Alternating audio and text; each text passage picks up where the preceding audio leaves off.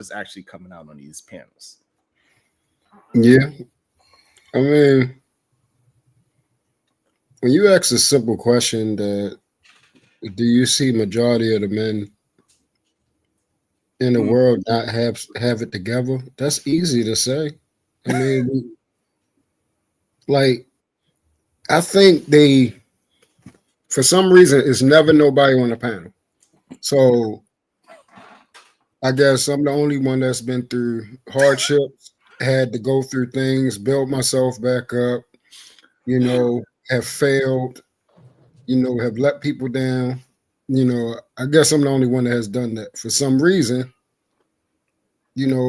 nobody else has done that. And then the people that we hang around with, we see how they live. Like, it's literally out. Like, if you're actually like how everybody say, I'm outside, right? Mm-hmm. You're outside, you can see how the world actually is. So it's not that where's all these men that's loving on women and taking care of their homes and taking care of their families. Right. If you do that, okay, then say you do that. Right. But don't say, oh, because you do that, the whole world of men or majority of men is doing it. Like, that's a lie. Yeah. And then once you know that you're lying, that's then nobody can trust what you're saying now because you're not even being honest. Yeah. And I think that's early on. That's what was happening with me. I think because I wanted to believe there were more, men that actually wanted marriage and things like that, wanted something decent, wanted family, and it wasn't. And that's why I can clearly separate myself now and say, no, you don't want that, because if you did, you would be saying certain things. You see what I'm saying? So it's easy to say. Yeah, and I thought it was real. Like later on in the show, before I go to Big Dog Barker, that he was saying that he's the standard when I was never attacking him. I thought that was so strange to me. Mm-hmm. I did not understand where did that vitriol towards me come from when I told the reason why people even attack me is because I told you my true story. That's why y'all said you had this many baby mamas and you was doing this. And I told you that I was, I came from a certain way, thinking a certain way, right? Mm-hmm. And I was able to change those ways once I had a different philosophy, a different ideology, and implement those philosophies and ideologies in my life, and things change for me. Yep. And I kept on progressing through those things. So the fact that you are using my ill wills from when I was younger to prove a point shows that if you was in my position, you wouldn't have survived, dummy. Correct. You hopped on the panel yesterday. My daddy they was married for 10,000 years. And the one before him was married for 10,000 years. I'm married for 10,000 years. I'm glad you had all that. But don't try to, you wouldn't survive where I'm from. I ain't have none of that. Me, Brownsville, my other cousins, we are the first ones that have stable married homes with both parents in the household. Yeah, that's we crazy. Have no examples, dummy. And you the one that have all the examples is preaching all the negativity about what men and what women are. And they don't understand how goofy they look. And they're not dealing in reality. Come from the goddamn church, you would have died where I came from. You don't know how to move the way how I fucking move. I ain't have no goddamn examples. I had to figure this shit out on my own. On my own.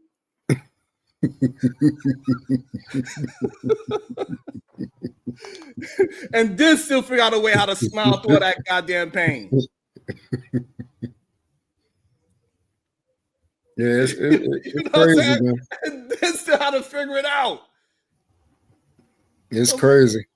All the experiences that we come up here and shared, and all of us, all the men come up here and share their experiences and so on and so forth. Like if you want to be honest, because if you ask all of them are, lady killers. They all had tons and tons of women. Yeah. So are you saying that every woman you ever dealt with was a horrible example of a woman and was not Right. a decent woman to try to even facilitate a relationship with? I wouldn't dare say that. Absolutely not. I wouldn't dare. That's literally crazy. That's crazy.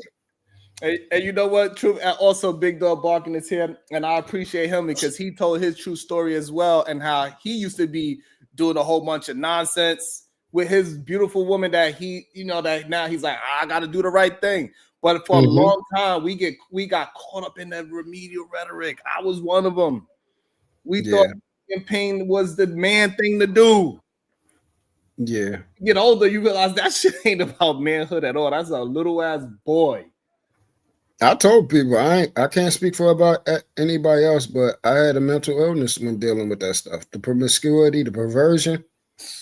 To me, that based off of everything that I understood and the reason why I was doing it, I had poor mental health. And then once I had, it's no other explanation for it when you think clearly. When you stop drinking, when you stop smoking, when you stop thugging, when you stop dealing with only anger as the emotion that you roll with, things just change. Like, when you sit back, you're like, all right, I'm angry at this person. Hold on. Why am I angry at this person? That much anger is inside of me for this person that I don't really know. Why do I want to take this person's existence? Right? When you start thinking about these things to yourself, well, hold on. I got children. I'm willing to risk not seeing them ever again because this person made me mad. Yeah. This person making me mad, is it going to help me make some money? Nope. Now you start to sound like me. That's what I said. Me having this physical fight with him, is it just going to hurt him, or is my body going to be hurt as well? Because my experience of physically fighting somebody, I end up hurt too. Oh, if you actually got into a fight, that shit hurts. That's what I'm saying. Like, all these stories, all these stories on here, this is how I can tell they lying. That shit hurts. After all the adrenaline wear off, you are hurting, man. That little dancing around, boxing, whatever that stuff we be seeing on, nah, man, you're hurting. You just got finished hurting somebody, and they just got finished hurting you. Like, it hurts. Right, and even if you hit him with the one hitter quitter, it depends where you hit him. You break a knuckle, you hit him in the top of his forehead.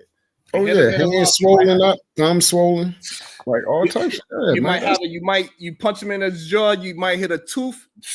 You're done. Your hand is done if you hit a tooth. There are all these superheroes. I don't know where they came from. I never was one. Yo, true. But that's because I never was one. Majority of them never actually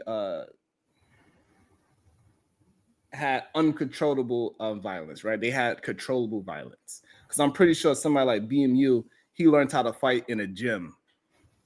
He go to karate class. You know what I'm saying? He got guns in his house. He go to a gun range and he learned how to shoot with controlled environment where he know is nobody actually shooting back at him. The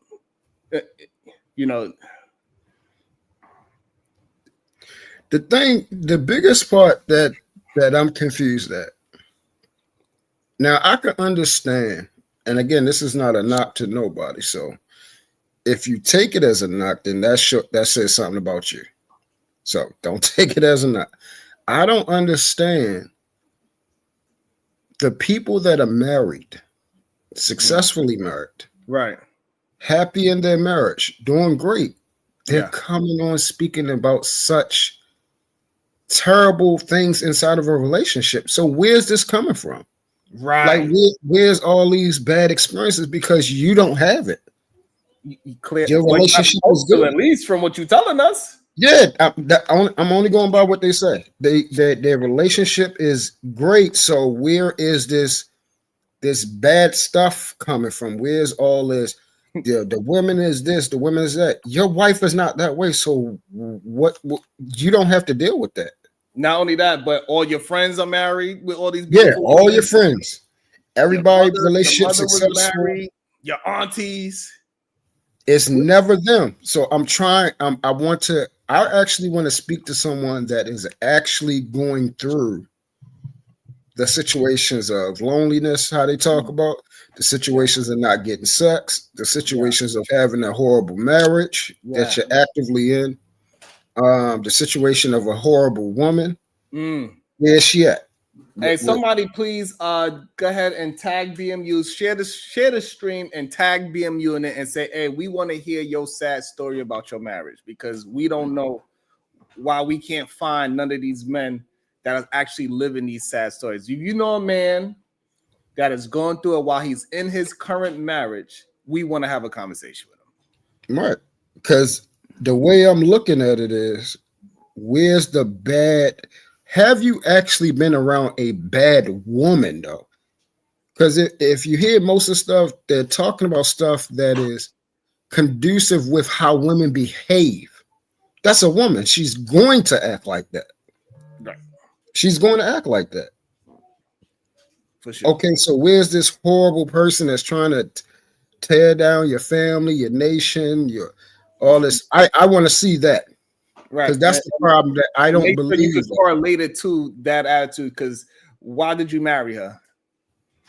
And when did it change? Mm-hmm. That's the main problem I have with it. Mm-hmm. Where did it change? Because for the other side, right? So a lot of the men would because they love to switch it to the women. So why did the women get married? Because we see time and time again, women are willing to deal with assholes. If it wasn't for women, we wouldn't have a society because they still deal with assholes. Right. Because they believe that y'all gonna get some sense, or we gonna get some sense and turn the new leaf. The problem is, a lot of times the women realize that he ain't turning no leaf. And now she 5-7 years in, and now it's a baby there, and now she got to decide to leave and divorce. That's what happened. And the worst thing was the other day that you had a show. Somebody was on here talking about a celebrity going through divorce or how another celebrity deals with women. Talking about some goddamn Future. That, if y'all don't see that it's something wrong and broken when you're comparing yourself to somebody that you're never going to live their lifestyle, you're never going to have their money, you're never going to deal with the class of women they deal with. Like, that is not your life, nor will you ever have that type of life. So how is that a correlation to anything that you could or ever will experience? That's it. But and then we say we logical. This is why they're having a problem with me now, because it's like, yo, I thought you speak about this, that, this, and that. Yes, I speak about that because that's where I grew up from. That's all I know. But the way you're talking, that's not what I know. If a relationship that I'm in, I'm not saying it's somebody else's fault. Like you said, did I choose that person? Did I choose it? Dominator. So I had to one day realize, that's the like, thing. damn, I keep getting into fights. I keep getting jumped. And I damn sure chosen. Why people keep always want to go upside my head? What the fuck is going on? I damn sure chosen. I mean, it's funny now because we know that is pretty much like it's kind of over. Less like some active situation. You see somebody that you did something so wrong, and then you're like, oh, it is what. But for the most part, it's over, right? We're not living that lifestyle, right? Usually, when you leave it alone for a certain amount of time, it doesn't really come back to you. Usually, like in movies, it does. You turn 50, then you see the dude at 70, whatever, right? But for the most part, it doesn't come once you leave it alone. The street kind of leave you alone as well because you're just not around those same type of energy anymore, because that's what it really is. That lifestyle is an energy. And I'm going to say this because I don't want to start no mess, but I will say this: we have seen people actually can have what they say they want to have. Yeah. And because their choices, they chose not to have the very thing that they're on here saying that they want to have or that men should have. We've seen it. Yeah. So that's the biggest, that part is the biggest problem. So if you could have what you say you want family, all that type of stuff, marriage, the woman you love, all that. Have you chosen not to have that for something else? Right. What up, Cody? Let's go back into it. Truth, let's see, because I want to get to BMU, me and BMU going at it. I do believe in happy king, happy queen. I think it's somewhere around here. So that's how I look at it. Like all this other stuff, man, is void. Unfortunately, like I was saying earlier, if respecting your man is kissing his ass, then we are cooked. If respecting your woman is kissing ass, we are cooked. And it should be ran like the military. And so, with them up into the ran like the military. What's up? What's up, Knight? I was with him up into that part. Yeah, that part right there was crazy right there. It ran like a military. Go ahead, big dog. There you go. What you Hey, saying? I know he was up here. What's up, I called his name earlier. I don't know. He took a nap. You know. Nah, I ain't taking no nap. Truth was up here speaking. You know what I'm saying? Telling this story. I'm just listening. You know what I'm saying? I got a little etiquette. You know what I'm saying? I got a little etiquette. I ain't. But I just told you didn't tell you to speak, and you was quiet. That's why I ain't. Well, you know, I'm watching Sunday NFL countdown. So I'm waiting on football to come on. Oh, okay, it's all right. Yeah. You doing a fan dude? Barking, we take naps out the blue. Yeah, I'm doing fan dude. I'm doing basketball fan dude right now though. Okay. Yeah, but this is what I say, Sharon. And me and you had these conversations a couple times. Is a lot of these guys ain't gonna tell you what they fucked up at. Nope. They ain't gonna tell you what they did wrong. Hey, Big Dog Barking, I started off when I first mentioned your name. I said that's one of the things I appreciate you about is that you was able to express and say, hey, I was messing up a lot of things in my marriage, and I had to be also the person that fixed those things. So I really appreciate that you was so transparent with that situation. Go ahead, Big Dope Barker. Yeah, because you know what I'm saying, a lot of these niggas, they don't understand they the problem. They don't want to admit they the problem. They want to say it's the woman the problem because she won't do.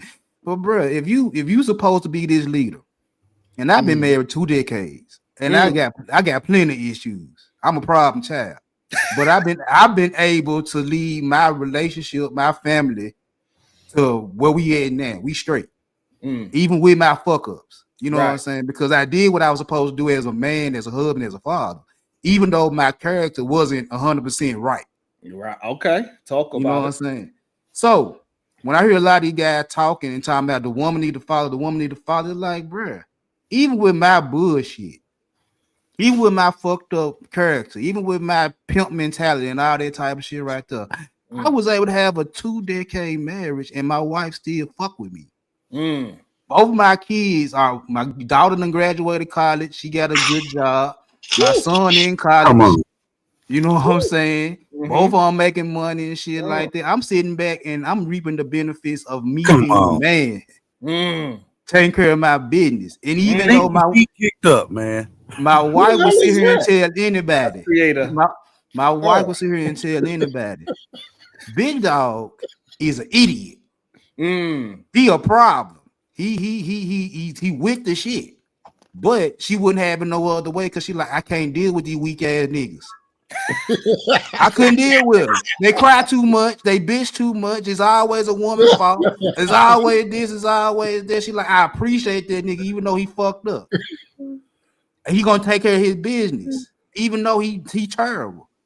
So while all I hear is guys complaining. I'm like, bro, if you that leader, if you that dude, why the fuck you complaining?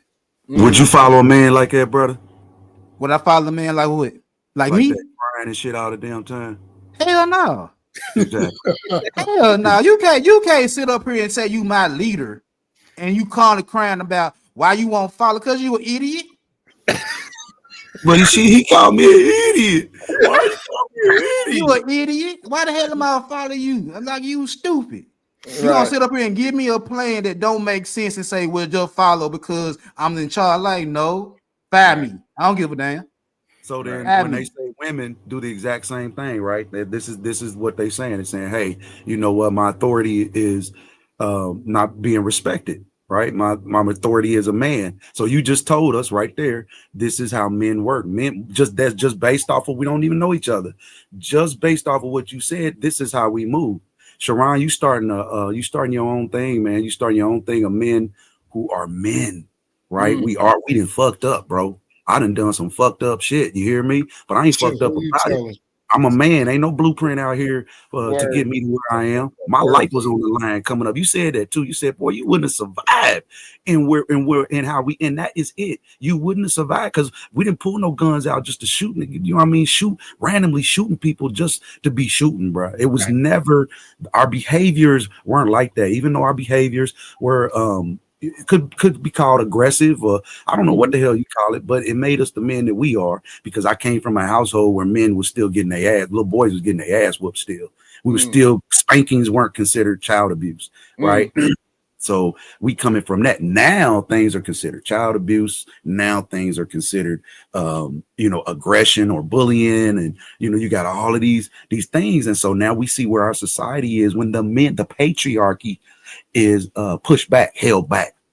Men are going to deal with things the way that they know how. It's not like a science. It's kind of instant. If you acting reckless, we deal with you right then and there, how it's supposed to be dealt with. There's no science behind it. I think, Creator, what happened was the people that were aggressive when they was younger, they realized that aggression didn't help the situation.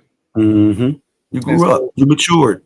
Yes, we matured, that we realized that we kind of get traumatized from the violence that we actually physically seen. And so once that happened, I never wanted to give my child even the thought of violence from their father. Exactly. I never wanted to touch them.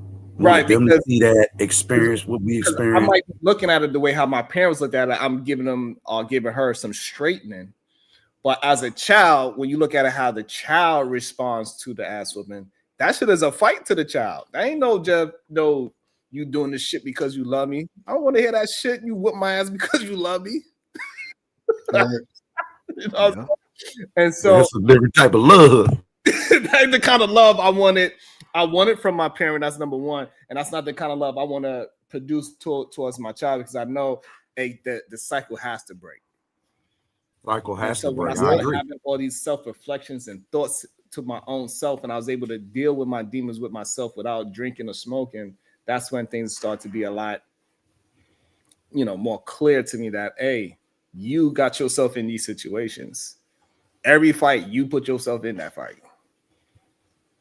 Every life-threatening situation or jail situation that you could have possibly put yourself into, you did that. It was no magical white man that did that. It wasn't no money that did that. You made the decision. You could have did other things. You had opportunities to do other things. So what do you think it was, what it is as you as a dad and as a provider in your household, and what we say, the choice, the type of woman that you choose, would you think that plays a vital role in building your legacy? Yeah. Yeah. Hell yeah. The most intricate thing. To be honest with you, the main thing that changed my retrospection was my son, my first kid. Answering questions that he had, his curiosity, because I was outside, so I was home. Like, I took him everywhere with me, damn near. I made sure his mom's got through college. She got a master's degree and everything, right? So I was doing all, because I'm, the lifestyle I had, I didn't have to, You prepping. I get it. No, I get it. We gotta go into detail. I was able to do that, and at nighttime I do what I had to do, right? So, but him being so curious and me always communicating, because I never did no Google Gaga. I always just spoke to him, even when he first fresh out the womb, talking to him and communicating with him. And he asked me certain questions, and when I'm answering it to him, I'm realizing I have to start living up to these answers. I cannot just talk this shit. If you care about the integrity, you know what I mean, and things of that nature, absolutely, right? You care about how he's going to view, you know, do I want him, you know, I start thinking about how you live. Do I really want them to go through those certain struggles? They're going to have challenges, but do I really want them to go through? And that answer was no for me. I don't want them to go through certain things, right? And experience certain things and live a life of trauma and, you know, violence, whether it was inside the home or outside the home. And now, again, the man that I am today ain't the man that I was yesterday, but I'm 10 times better than I was yesterday, right? Hey, we're men still. We still alive. And I came outside with my son. I'm like, I'm proud, creator. I'm like, yeah, I'm about to show my son exactly what I do. And I seen a goddamn opposition. I put my son down and I did what I do. And I realized, wow, boy, what do you think your son gonna be? Mm-hmm. Trajectory is everything. I had to hold back. Like literally that thought. I went outside to show my son how to be a man. And then I proceeded to put him down and did what I had in my mind at the time, because he was very young still, to be a man. And I was like, whoa, I'm wilding. Wow. I'm wilding right now. Hold on. I'm about to traumatize him that he might not be able to come back from. It may have been a positive, you know. It could have turned out like Alpo. It was so positive that me and him don't even talk today, because I gotta maintain my integrity. Right. Because I'm steering him in a certain direction, and he don't like the direction that I am communicating him with. Mm-hmm. And so, but I have to maintain that integrity, so he understands that I love you and everything. However, I have to stay solid with this, because that's the only way I see fit. Whether that's going to push you away from me or not, I still got to give you the proper ideologies. Yeah, he'll be back. Even if it pushes you away from me. He'll be back. Correct. Yeah, I always come back. So you gotta let them go be a man, and then they come back after they like, boy, hey, Betty, look, she get different when it get real. As I always say, like, you know what? It was same with my son. I got my boy, same my first boy. Similar situation, man. He was like, you know, I took him everywhere with me, so that, you know, this was my boy. I want him to see, you know what I mean, and make sure he ain't gonna turn out, you know what I mean, no other way than the way I want him to turn out. And I was like same situation. I was like, hell no, bro. I can't. It was a point where I'm grinding, and I had to make a decision, man. We gonna keep busting, motherfucker. I can't bust everybody's head that wronged me. And we in a small town, you know what I'm saying? Sooner or later, they gonna know where I live at. I'm not like in the outskirts, you know what I'm saying? We right here in the inner city. So if we slight somebody, you know, it wasn't challenging for them to come to where we are. And that was the one thing that I did. And I don't want nobody coming to my crib and, you know, really disrespecting. I'm trying to, you know, I'm grinding, but I'm also a nerd too. You know how we all had that one spot that the whole crew hang out at? Yes, sir. That was my spot. Yes, sir. We know what to do. You know what I'm saying? Everybody come to my spot. It's so it's not even a place where I can hide for real. I can't. You know what I'm saying? Like, it's plenty times, like I tell people this all the time. People think I'm like, you know, like, me and my mama will be fighting back to shoulder. That's the household I come from. My mama's out there fighting with me. Wow. Let's go. You choose what's about the whole household coming out.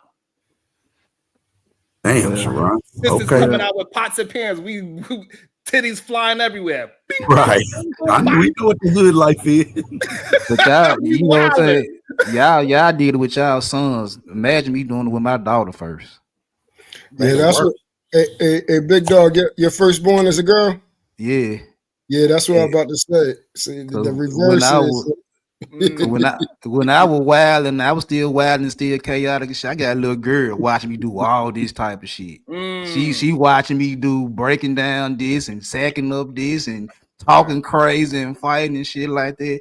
And all my partner was telling me like, bruh, how you gonna raise your little girl? And when you used to do women such and such, I'm like, bro, I have to raise her the right way. I had to tell my daughter, like, hey, shout it. Once like soon as she started her feminine cycle, I pulled her to the side. I had to get out of school. They called me from the school. I had to come get her. Look, from now on, these little boys, they're gonna want you, and you can get pregnant. I like, and they gonna tell you whatever they gotta tell you to get between your legs. I was like, nah, you can listen to me or you listen to somebody else, but I'm gonna tell you the truth. They're gonna tell you what they want to tell you just so they can get some. And then if you get pregnant, the chances are they ain't gonna be there.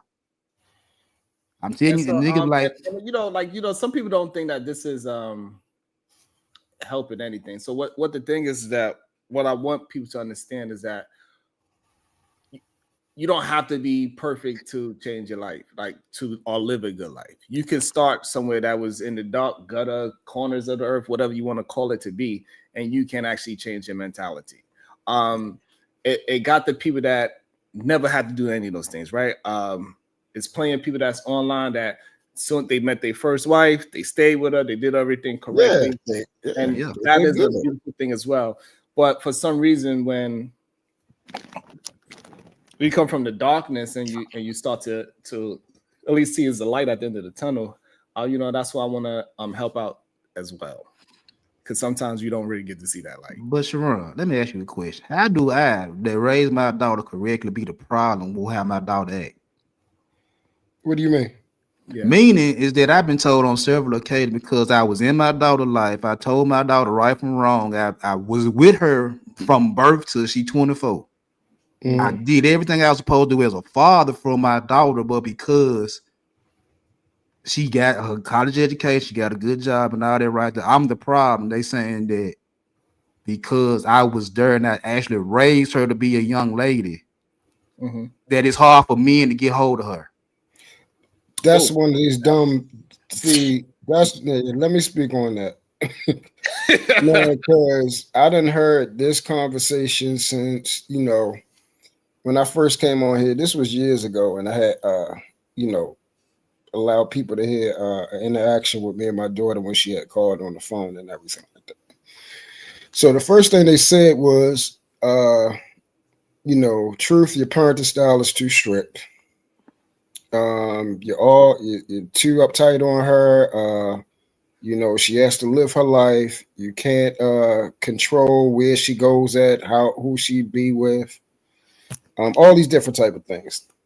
And they're going to say based off the way you treat her. Like, I've been taking my daughter out on dates ever since she was 2 years old. Me too. You see what I'm saying? So I didn't need her mother or nobody else to be with me. I take my children out myself. Right. So we would go sit down, eat. We would go to Green Turtle. That was her favorite place to go get some wings and stuff like that. And we did that for years. Right. And then one day, when she was, 12 years old, I went and bought her an actual ring. And I put this on her, the ring with her wedding ring. I said, you cannot take that off until your hands get bigger, and then I give you another one. But you can't take that off until another man replaces that. And then you have to bring him to me. So I can see if he can replace that. They had a problem with that. So what I realized on here, anything that they believe that it's not possible to be done, or that they aren't doing, you aren't doing it. Yeah. Or you never have done it. And also, truth, what it is what I realized too while you share that story is that they also afraid that if they was to do the correct thing, right, that they might push their child away. And that is something that you just have to be able to deal with. If you're willing to steer your children in the right direction, you also got to understand that it is a strong possibility that they could remove, it could push them away for a certain period of time. Yes. And I'm glad you shared that part, Sharon. I'm glad you shared that, because what I'm saying?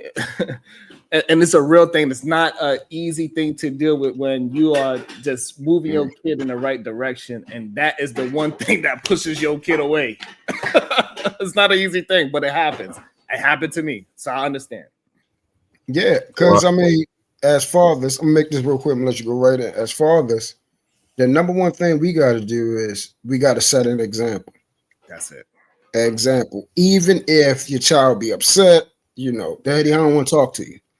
Or you saying, hey, until you be respectful, we're not speaking. Right. He'll love you, but you're not going to talk to me that type of way. You're not going to disrespect me, and you're going to do as I actually do. I'm your father. Mm-hmm. And that's not going to change until I leave this earth. If they don't understand that, then you have to stand on. You have to stand what you say. You have to. That's what anything in life. A man is only as good as his word, his principles, and his last name. And if you say you're going to do something and then you move off of that, you fail. Yo, it happened to me twice. It happened with my oldest son and also happened with my oldest daughter, right? Because when she got to the age of 18, she wasn't doing the proper things. I'm like, hey, listen, I raised you your whole life. And then at this moment, you having some thoughts that I'm not doing the right thing, we're gonna call your mother. You need to live with her. Because I did my job. You got out of high school. Mm-hmm. What you do from here is you want to get that higher education. You know how to go ahead and get that. You can stay here, but you have to follow what I'm preaching. And if you don't want to follow that, you got to go ahead and call your mama. Mm-hmm. What she did, she called her mama, act like I did something to her. Even though I gave her plenty of, I was like, hey, all you got to do is this. And she kept on not doing that for months on end. And I was like, okay, this is the last straw. I'm telling you this one last time. You don't do it. Because now I got to stand up because I'm giving you too many passes on it, right? Because now it's months going on and you ain't following. Now it's like daddy word ain't shit now at this point. Mm-hmm. And that's the love for them. That's all that is for love. Right. And that was love for her. In reality, that's love for her, right? Like, hey, you got to understand that your decisions is going to have consequences. Yes. That was the huge consequences. That was the purpose. I wish somebody told me that. You know what I'm saying? And that was the purpose of, hey, I'm going to have to call you. This truth, bro. And I haven't Baltimore accent. Yo, and at this moment, I haven't spoken to her mother in probably years because, you know, like my mother's grown now. You know what I'm saying? Now I got to call her mom, humble myself and say, hey, you know, your daughter needs to speak to because she got to live with you. Why is that? Talk to your daughter. I don't need to explain that. Mm-hmm. But what happened was we didn't speak for a couple of years. Then she came back and like, hey, I understand now. It'd be hard, man. You know, that's one of the hardest things I've ever done, bro.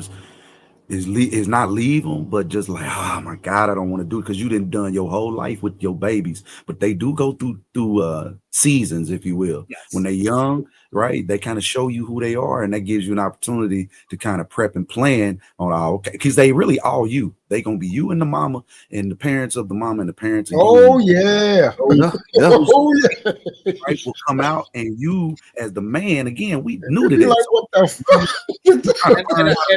and look. And also, our creator, I would have referenced what you're saying, right? Because he was making it seem like I was putting her out into the street. You kicking me out in the street. You know, we hear these conversations all the time. They kick you out at 18. And if you let my daughter say it, she'll feel that way too. But I did, even with telling that she had to leave my house, so I still set up to be in another household. It wasn't like, hey, go ahead and figure it out. You ain't going nowhere. Yeah. You still on the mouth.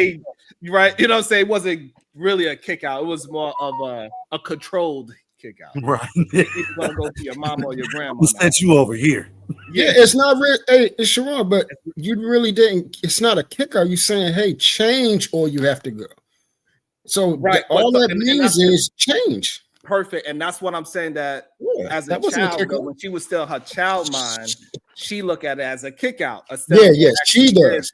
Her decision making is the reason. You know what I'm saying? Like, it was decisions that you made that led you into the position that you are in today. It ain't me, because if you'd have did the right things, this would have never happened. Mm-hmm. But you have to give them that time to really process the whole thing, instead of, because children are easily, when they're in a child mind, still would look at it as victimhood type of thing. Man. You did this to me. I would have. No. Yep. I think me and my daughter got into it 2 times in her 24 years. And both times she was wrong and wanted me to bow down to her. I was like, look, I don't give a fuck how you feel. Mm-hmm. You in my house. I don't care. That's Atlanta now. What's that Atlanta? Nah, this Memphis right here. This Memphis right here. But I told her, I think she was 15, and when she was 21, she got with the shit. When she was 15, she was in 10th grade. Her and her friend they were talking in her room. I heard her talking. She was mouthing off. She was already mouthing off with her mom. And her mom was like, she just laughed. I was like, all right. She got one time to play with me. I'm going to get on her ass. Hey, Big Dog, let me tell you how mad my son was at me. My son was so mad. This is what he said to me. He's like, Dad, you ain't shit. You trash. You're a trash dad. And when you die and you leave this house to me, I'm going to sell it. That was crazy. That was wrong. My daughter sat there. Yo, hold on, Big Dog. Yo, Big Dog barking. I was like, hey, son, I understand trash, but I'm leaving you a whole house, nigga. Yo, I was like, son, I understand that you probably really thought that was an insult. I was like, but if that time comes and you have ownership of this house, because I already explained to him what how things are gonna happen. Entitlement is real, boy. You know what I'm saying? Like I already explained to him how it's gonna be when I pass, right? So but anyway, right? So I was like, son, if that's what you decide to do and that's best for you at the time, that's good for you, because that's why I left it for you to make a decision on what you think is best for at the time. So at least when I leave, you don't start off in a position that how I see nobody giving me anything. And if you believe that that's the best thing to do because of your hatred, that is fine, because I'm not going to be here. Why would I know? I had to let him know. I just want you to know, with that argument that you said, man, all that chat, I did my part regardless. Whatever you do with that part, that is up to you. It wasn't even that serious when we got into it. It was over. But he really thought he hit me with like a gut punch. Yeah, he thought he had me. Like he's like, what? I'm a sell this when you leave this to me. Sharon, my situation was over materialistic shit. And my daughter got the mouthing off at me. I said, man, look here, Sharon. You got more shit than any other female that go to school with you. I said, you get everything. You get Jordans every week. You go to these nice restaurants every week. You got the newest phone, new computer. I said, you got all this shit in your motherfucking house. And you got the nerve to tell me and your mama you ain't got shit. I said, man, you don't shut the fuck up and get the fuck out of my house and get it on your own. Because I ain't got to do shit. She don't know what ColecoVision is. She don't know them days we had was maybe a Uno. You know what I'm saying? Had our own playing cards. She don't know nothing about that. Where we if we did play a game board, we had to replace the pieces on the game board with. But it hurt me so bad. It hurt me so bad because I was like, I shouldn't have to cuss you out like that. Hey, look, when I do everything for you and you do everything I ask you to do, you got good grades, you stay out of trouble. Now I said, what the hell did it come from? Hey, bro, nobody else in this world can hurt you. Your kids say some shit to you, that shit hurt. That man, hey, look, it hurt. Look, what? You know, it hurt. Hey, Truth, you know what's the crazy part about it though? When he said that to me, I wasn't even mad. I was more proud that he felt like that's what he felt at the moment, and he said it with his chest. I was more proud of that. Like, yeah, talk your shit. That's how you feel in the moment. Hey, right, wrong, and different. It don't matter. But I know I did my part of building confidence in you for where you can say these things to another man face to face and not on the phone or through text message. So I was low key proud. Say how you feel. Right, wrong, and different. Fuck it, say it. Now with my son, I had to go through that when he was 8. He started thinking he was tough at 8, and I took him to the side street, and we got in the car, took him to the side street. I like, bro, I would leave you outside in the street. I don't give a fuck how you get it. At 8 years old, because he thought he was really bad. What happened? So you know what I'm saying? So I was low-key proud that he was able to express himself at the same time. So, and you know, like that, but that just shows the mentality of the different ages that they are. He actually thought he said something like that was hurtful to me when I'm like, all you doing is saying that I did the right things and you just not appreciating it. Like that's what you pretty much saying. I'm gonna tell you welcome in advance, nigga. You welcome, sucker. So you know what I'm saying? So you know, and just what it is, and when a kid is looking at it through a kid's lens and you are attempting to discipline them in the right philosophy or the right ideologies, you're going to get pushback from your child sometimes, and you got to stand on it. Is really the main thing I want people to take away from it. And you got to stand on it. And yeah, your kid might leave and not speak to you for a year or two, but always leave that phone line open and leave that situation from 2 years ago. Leave it there. That's right. To call back and say, "Hey, I need your help." I'm not going to. Well, what happened to you? I'm not going to bring that up. Right. That's grace. You know what I'm saying? I'm going to just move our relationship forward, because there's no need for us to go back to a place of whatever that was. Mhm. I'll let you bring it up, but I'm not going to bring it up. I'm just going to move it forward. You need my help? What happened? Okay. If it makes sense for me to help and it's not going to hinder you in a way where I'm always a blanket for you to fall back on, because I still need you, because I think our children probably will always need our help with something, but some things you got to let them fall down too and pick themselves up. So, you got to be to have that discernment as well. And that's If the they main want to, thing, Sharon. I was go ahead, brother. Go ahead. No, go ahead. So I had 3 kids, and my firstborn was a girl, and similar what my man said. She seen everything. It was different, and then I had my boy, and like you said, it kind of changed me. But I was, I'm still kind of young. I had my baby girl, and that's when shit really, really, really changed. But none of them ever went through what we went through when we was young, and that was even as me as a youth. So none of them really ever experienced poverty, right? They never experienced the hard life that because we really worked hard, even as young people, to keep them away, as far away from that lifestyle as possible. But I could just say that you have to, when you are a parent, you have to stick to your parenting plan, just like Sharon said. And that is the key, like my man said, because if you don't, then they looking at your word, even though, like you said, whatever it boils down to, you as a man and the man of you're building your legacy has to stick to whatever that plan is, or they waiting on you to be like, see, I told you. They looking for something. You get them. See, I knew you don't even. They're looking for that hypocritical moment, right? And this is only domestic. You got to pause right there. That was some real, true parental facts that has to sit for a while. That was powerful, in my opinion. That really children are looking for. Yeah, because we all could. We know that right there. I think we all have some way, somehow went through that part. Right. Ooh, that was a powerful story. And that's one of the hardest things, is to stick to your word from people that you truly love. I wanted to stop you earlier about it, but you said 2 powerful things in that. Also, you said the poverty part, like just the real thought process of that my children ain't never actually seen poverty. They ain't never actually understand what poverty really is. And to them, they probably think they broke as hell. Like, we grew up poor, but they never actually really seen poverty. They ain't grow up in no roach-infested place. They ain't grow with pissy hallways. They ain't grow with, like shit all over the walls and dust everywhere. Yeah.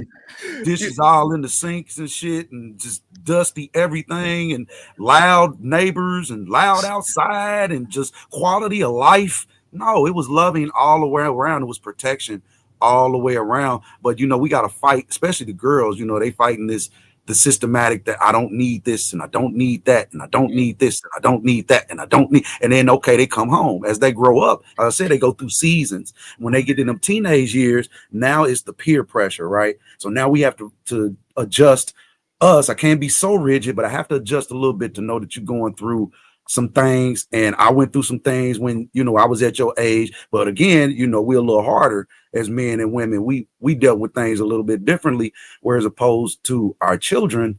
I'm looking at like, y'all can't possibly have the worst childhood, and your school's got air conditioning. Your school's got your school's got water, and y'all actually got food in y'all cafeteria. You know what I'm saying? It's something to eat and drink. So I'm like, and hold on, wait a minute. I'm buying you food. I'm buying your food to take. I'm buying you lunch. I'm one of them parents I never thought I would be, but I'm one of them parents who would go buy your food. My kids don't know nothing about no goddamn food stamps. Going to the corner store and be like, look around before you pay for something. Let me. Go store, give me Pacool Mile. Tell me I want on credit. Hey, let me also shout to the cash app. It says, just a little something, got more coming soon. Thank you so much, my brother. I appreciate that. And that's the thing that I think we tend to like gloss over that part, that we got our children out of poverty, because I think what happens that we are not like going through it, especially it seems like all of us as young parents, we would never rich raising our oldest shit. Like I got a 25 and 23-year-old, right? The oldest that left already, and I still got it. But I was never wasn't where I went today, the way how, so like so my kids, they look at like, yeah, you good now. But when I'm looking at them like, but you never, like, after you said that, you ain't never went through no poverty. You ain't never was hungry. You had all the latest clothes. You ain't never had nobody say, look at your reject sneakers or your reject jacket. You got my goodness clothes. Like, you never experienced that kind of a haircut. A bullying, right? You experienced different kinds of bullying. You experienced bullying like you fell down and people laughing at you.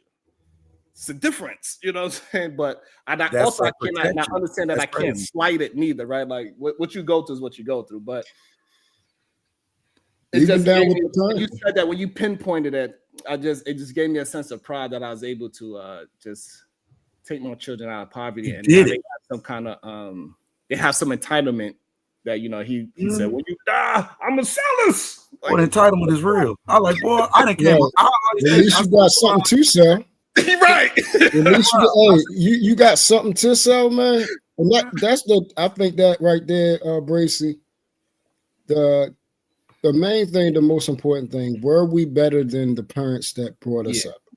And see, that's the main thing that I try to, talk to my oldest children. I said, the part is for you to learn about the things that I failed at, and for you never to repeat those things. So when you get my grandbabies, you do be better than me. I want you to be better than me because I was better than my mother. I was better than the people that raised me. So you would want to be better. The goal is to continue to keep getting better. Right. And even now that they see, I have a little one. My oldest daughter is 20, and now I have a 5-month-old. So, and I had to tell them, I'm like, look, you're going to see the things that, how I raised you guys, things is going to be totally different from your little brother because I am different. The shit that I was doing, out in the streets, the way I was living, my mindset is completely different from 20 years ago to how I am now. Certain music y'all was allowed to listen to. He's not going to be in the car with me listening to Lil Wayne and all that type of stuff. I don't listen to none of that stuff no more. So he's not, when we in the car, you're not going to be hearing none of that stuff. You're going to be like, what type of music we listen to? This is the music we listen to now. That stuff he's not listening to. The stuff y'all be watching, on television and all these crazy cartoons and everything like that, he's not allowed to watch that. Right. None of that stuff. He's not allowed to be on no tablets by himself. None of those sitting by himself watching anything. Yeah. Everything you're supposed to learn how to be better. I don't know what new music is out. Sometimes it's annoying listening to these appropriate songs and everything. However, I know it's for the betterment of, what I'm saying? It's annoying as hell. However, just the idea of allowing them to even explore music that is appropriate for them is so many different genres of music that they get exposed to. Because the appropriate stuff, it'd be a mixture of jazz type of stuff, rock and roll. It got all these different sounds for them to really explore what kind of music they actually like before it gets into I'm doctrinating them with strictly ghetto hip hop. I don't know what my kids might actually gravitate towards, right? I got one kid that is into, rapping. And I got another kid that's into Foo Fighters and rock and roll. She got a guitar, the other one got a microphone. It is what it is. And I got another one that's on the violin.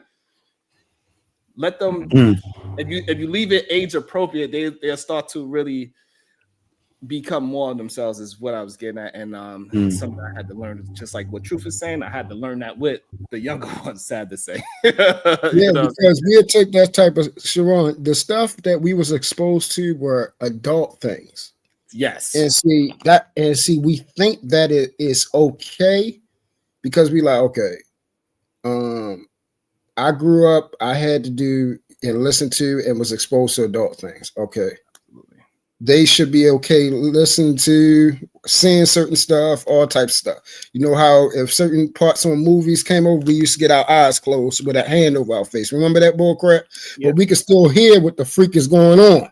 Right. You see what I'm saying? They didn't even fast forward it or nothing. Right. Or we look through the cracks. What was that movie?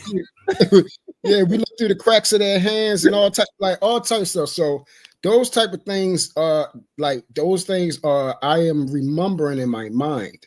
Yeah. And I'm taking those things with me. Like, yo, do not repeat those things. Yeah. Because eventually you see them. Yeah. Like my children, like I said, they're about to be 20 and 21 now. You know, my babies, I look at them and I still see my babies, but they done got older. And then the conversations that we're having now is like, you know what? And I'll be looking at like one day, you know, me and my son, we had a conversation, got to, I was like, boy, I want to hit you in your daggone stomach so daggone hard and make you fold, boy. I'm trying to tell you, because that's what would have happened to me. Yeah. I'd have got my shit hurt. Right. But I said, you know what? I'm not even going to do that to you, kid. Yeah. I'm gonna let you live. Yes. So it'd be like little stuff like that, but it's all good. Like you said, we just gotta stand and make sure, no matter how bad it hurt or whatever, be like, look, eventually, especially if you did good with your children, they're gonna call. You're gonna work things out. Let it be. Yes. Let it fall where it needs to fall. You got, as long as you did the right thing, you gotta let this fall where it needs to fall, because it's gonna be what it's gonna be. It is what it is. Natasha Vincent with the 10 ball says, my kids freestyle bars about coming up from the trenches. Meanwhile,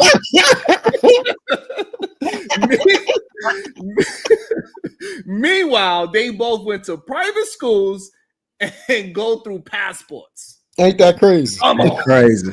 Hey man, they coming up through the trenches and they are for real. Hey man, it's rough out here, bro. Going through TSA, it's rough. All of my children got passport stamps. It's rough out here. Damn. It's rough. Got a stamp. You know what I'm saying? Rough out here. I gotta get a new one.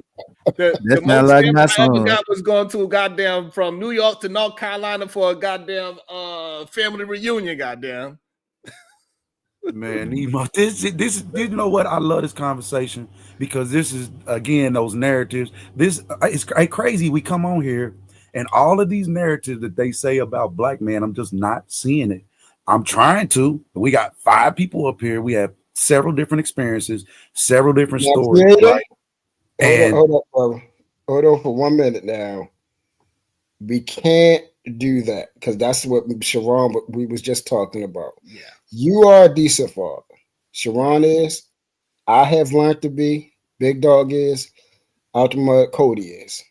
We are, but we're not going to say that majority of the world of men in this world. I feel that. Because that's correct. And what Truth is saying, like, good looking brother for that pause. And also we got to understand that usually men that is moving in a certain direction, we tend to rock with people that also move that. We tend to gravitate to them. So right. And that's the difficult of this, where we gotta say, hey, we are in our bubble with our people.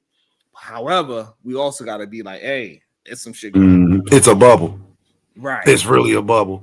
Yeah, everybody don't have the same capacity. So I do. Yes. That is the truth. And parenting, you know, as men, as being a dad was a thing for me, man. I really, I really took pride in being a dad. I ain't say I was perfect by no means. And that's another thing. I think that's what men we was expecting to be, these perfect Huxtable dads and Little House on the Prairie and, Leave It to Beaver. And you know what I'm saying? I'm like, bro, I'm not seeing it in real life. But to our point, like you just said, that our kids are in a better, even whether they know it or not, are in a way better situation, right? As a result of what we did. They don't have to give us our props or attaboys and none of that. Just by virtue of you talking about the way you're going to get back at me is to sell. Right. You don't even know. Like, you just gave me no clue. You just gave me the utmost props. You didn't even realize it. Make sure you tell everybody that. You know what I'm saying? Like, you don't even realize it. That's just what it is. Welcome to the show. Out the Mud, Cody. What up, brother? God damn. All right, well, good. All right, can y'all hear me? Yeah, we can hear you. You know it. Yeah, I was driving and shit.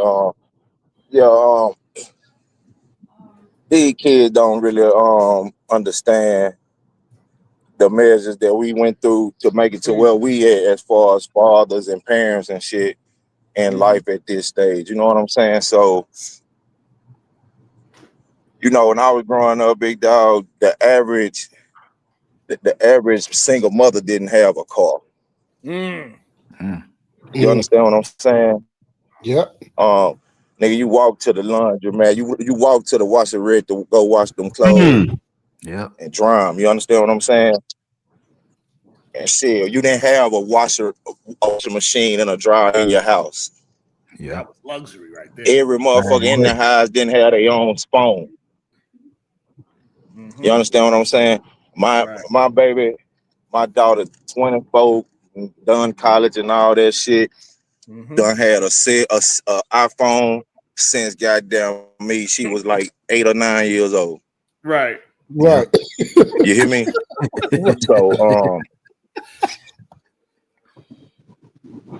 So she ain't never paid a bill.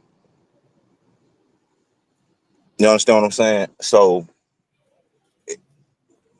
when I was coming up, I had to go, if I wanted some fancy shit, man, I had to go through all kind of motherfucking hoops and measures to try to make this shit shake. You get what I'm saying? Absolutely. Man, my baby went to high school in a BMW. You understand what I'm saying? Absolutely. She went to school in a BMW at high school. And like I'm gonna show y'all something. About like 2-3 months ago, me and my baby was talking, right? And she was like, Dad, you know, when I was in high school, all the kids thought me and my group of friends was balling. And we didn't view it like that. And I'm like, shit, how not when y'all was goddamn me able to get your nails done whenever you wanted to. You was able to keep your hair did. You was wearing the best shoes. You was driving a fucking BMW to school, jumping up out there, motherfucker. You understand what I'm saying? Damn. Big dog. I was goddamn me riding to school with one of my partners. I was goddamn me catching the goddamn big ass yellow bus. That's a fact. You understand what I'm saying? But they don't understand, big dog, because we made this shit so easy in Cadillac for these children around here, big dog. You understand what I'm saying? And right now at this moment, them kids, they scared of the world like a motherfucker, big dog. They act like you ain't taught them shit, big dog. You understand what I'm saying? And on top of that, well, we really losing there with these children is goddamn me. For some reason, the suburban kids idolize the hood shit. It's all for. And long as we got the suburban kids trying to play, I call them boo ratchet. They bougie and ratchet at the same goddamn time. You understand what I'm saying? Boo ratchet. Yeah, these little stupid motherfuckers. Oh my goodness. You done came up with something. Yeah, these little stupid motherfuckers want to goddamn be, and just like my girl Natasha was just saying in the chat, how her babies grew up with all this goddamn extras, and goddamn me want to be rapping about goddamn me thug life and goddamn me gang, and you understand what I'm saying? I ain't did a motherfucking thing on this planet Earth. You get what I'm talking about? But they want to be so engulfed in that bullshit.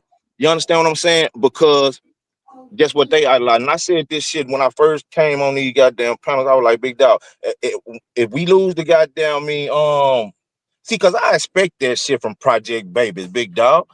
They don't know no better. They don't know no better. Them niggas around that motherfucker 24, 25 gonna fuck a 15-year-old. You understand what I'm saying? So them Project Babies don't know no better. But when we got our children that we putting in these big ass nice houses, we putting in these fancy ass cars. Speak. You breaking up, Cody? He breaking up, Cody. Let me. Why you driving? Let me read the super chat. He probably got a phone. About to be a situation.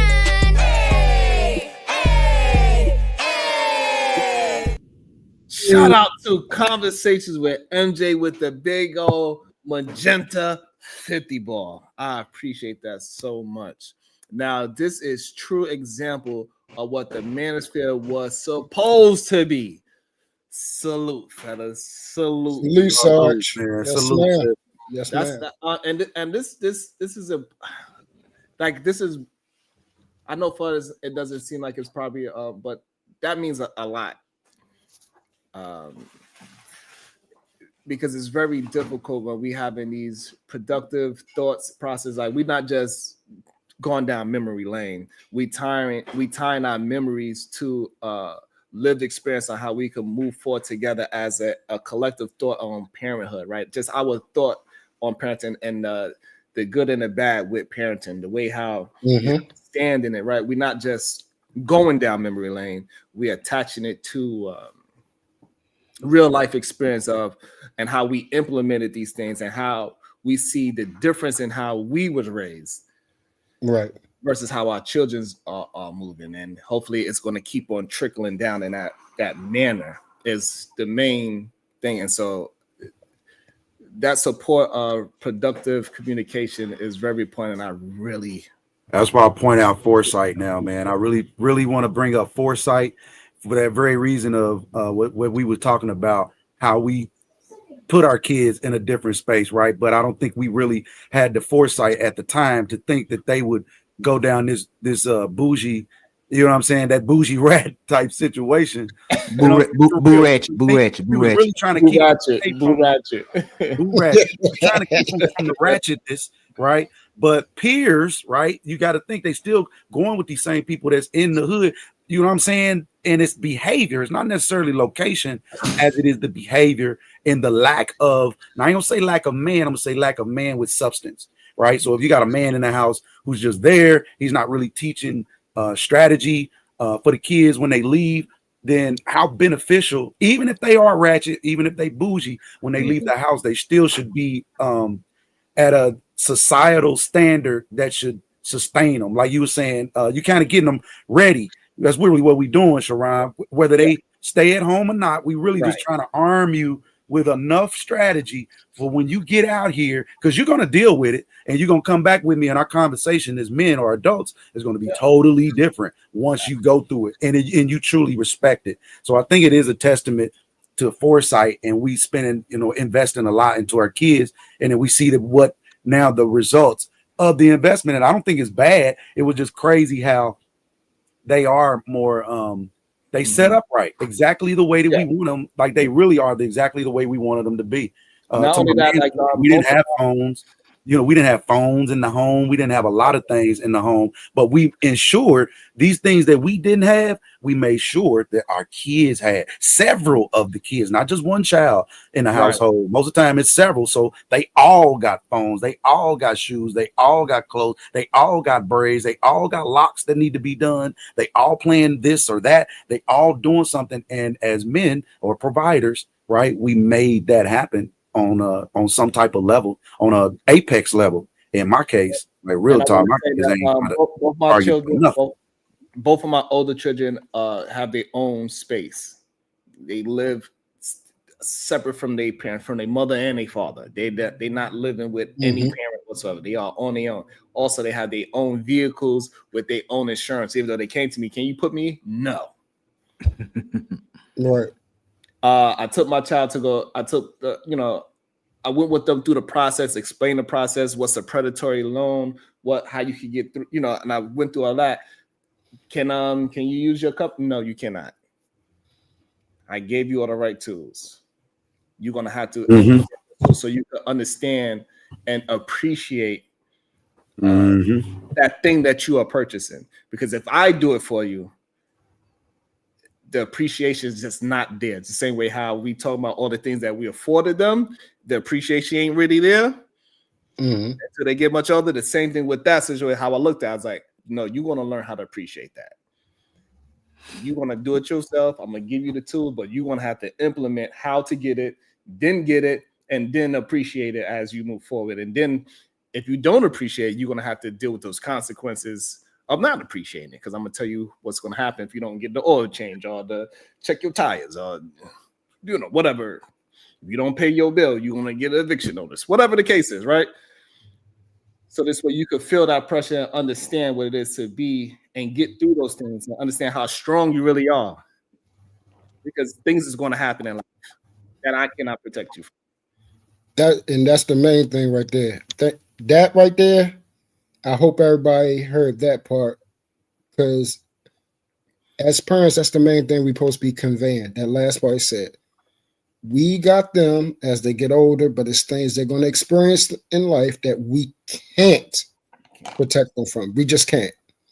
Just like it was things that our parents, they could not protect us from. We had to go through it, the pain, the struggle, the crying, the tears, all that, the worrying, the planning, all that. We can't. That's just the natural, to fight through life. And these type of conversations, like you said, Sharon, these is the most, for me, the ones that's beneficial, because we're all have our own journey in our life that we're going through as parents. We're trying to get, for those of us that are trying to get it right, we're trying. Yeah, I'm still learning like I said, I have about to be a 21-year-old and a 20-year-old, and I have a 5-month-old. I'm learning still as a 41-year-old dad now. Still learning, still growing, still trying to get it right, still getting better, still growing in my own right, not just as a parent, but as a man. Yeah. And trying to get to that next level.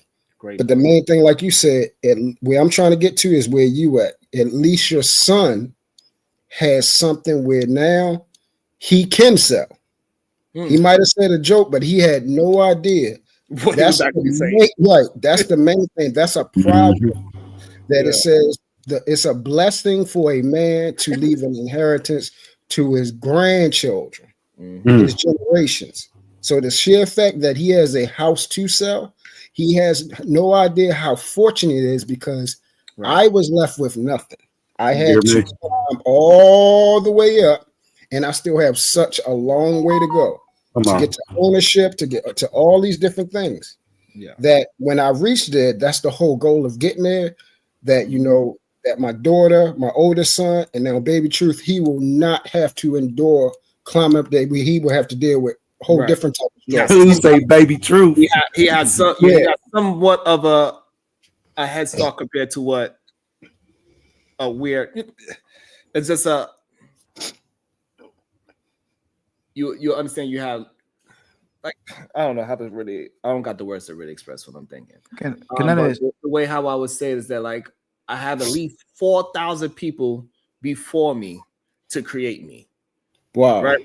We had at least about 4,000 ancestors before me, and out of those 4,000 people, nobody left me $1. Yeah. When you think about it. Yep.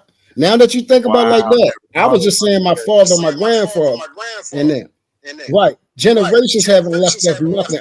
Well, then again, how about this, Sharon? Maybe somebody screwed it up.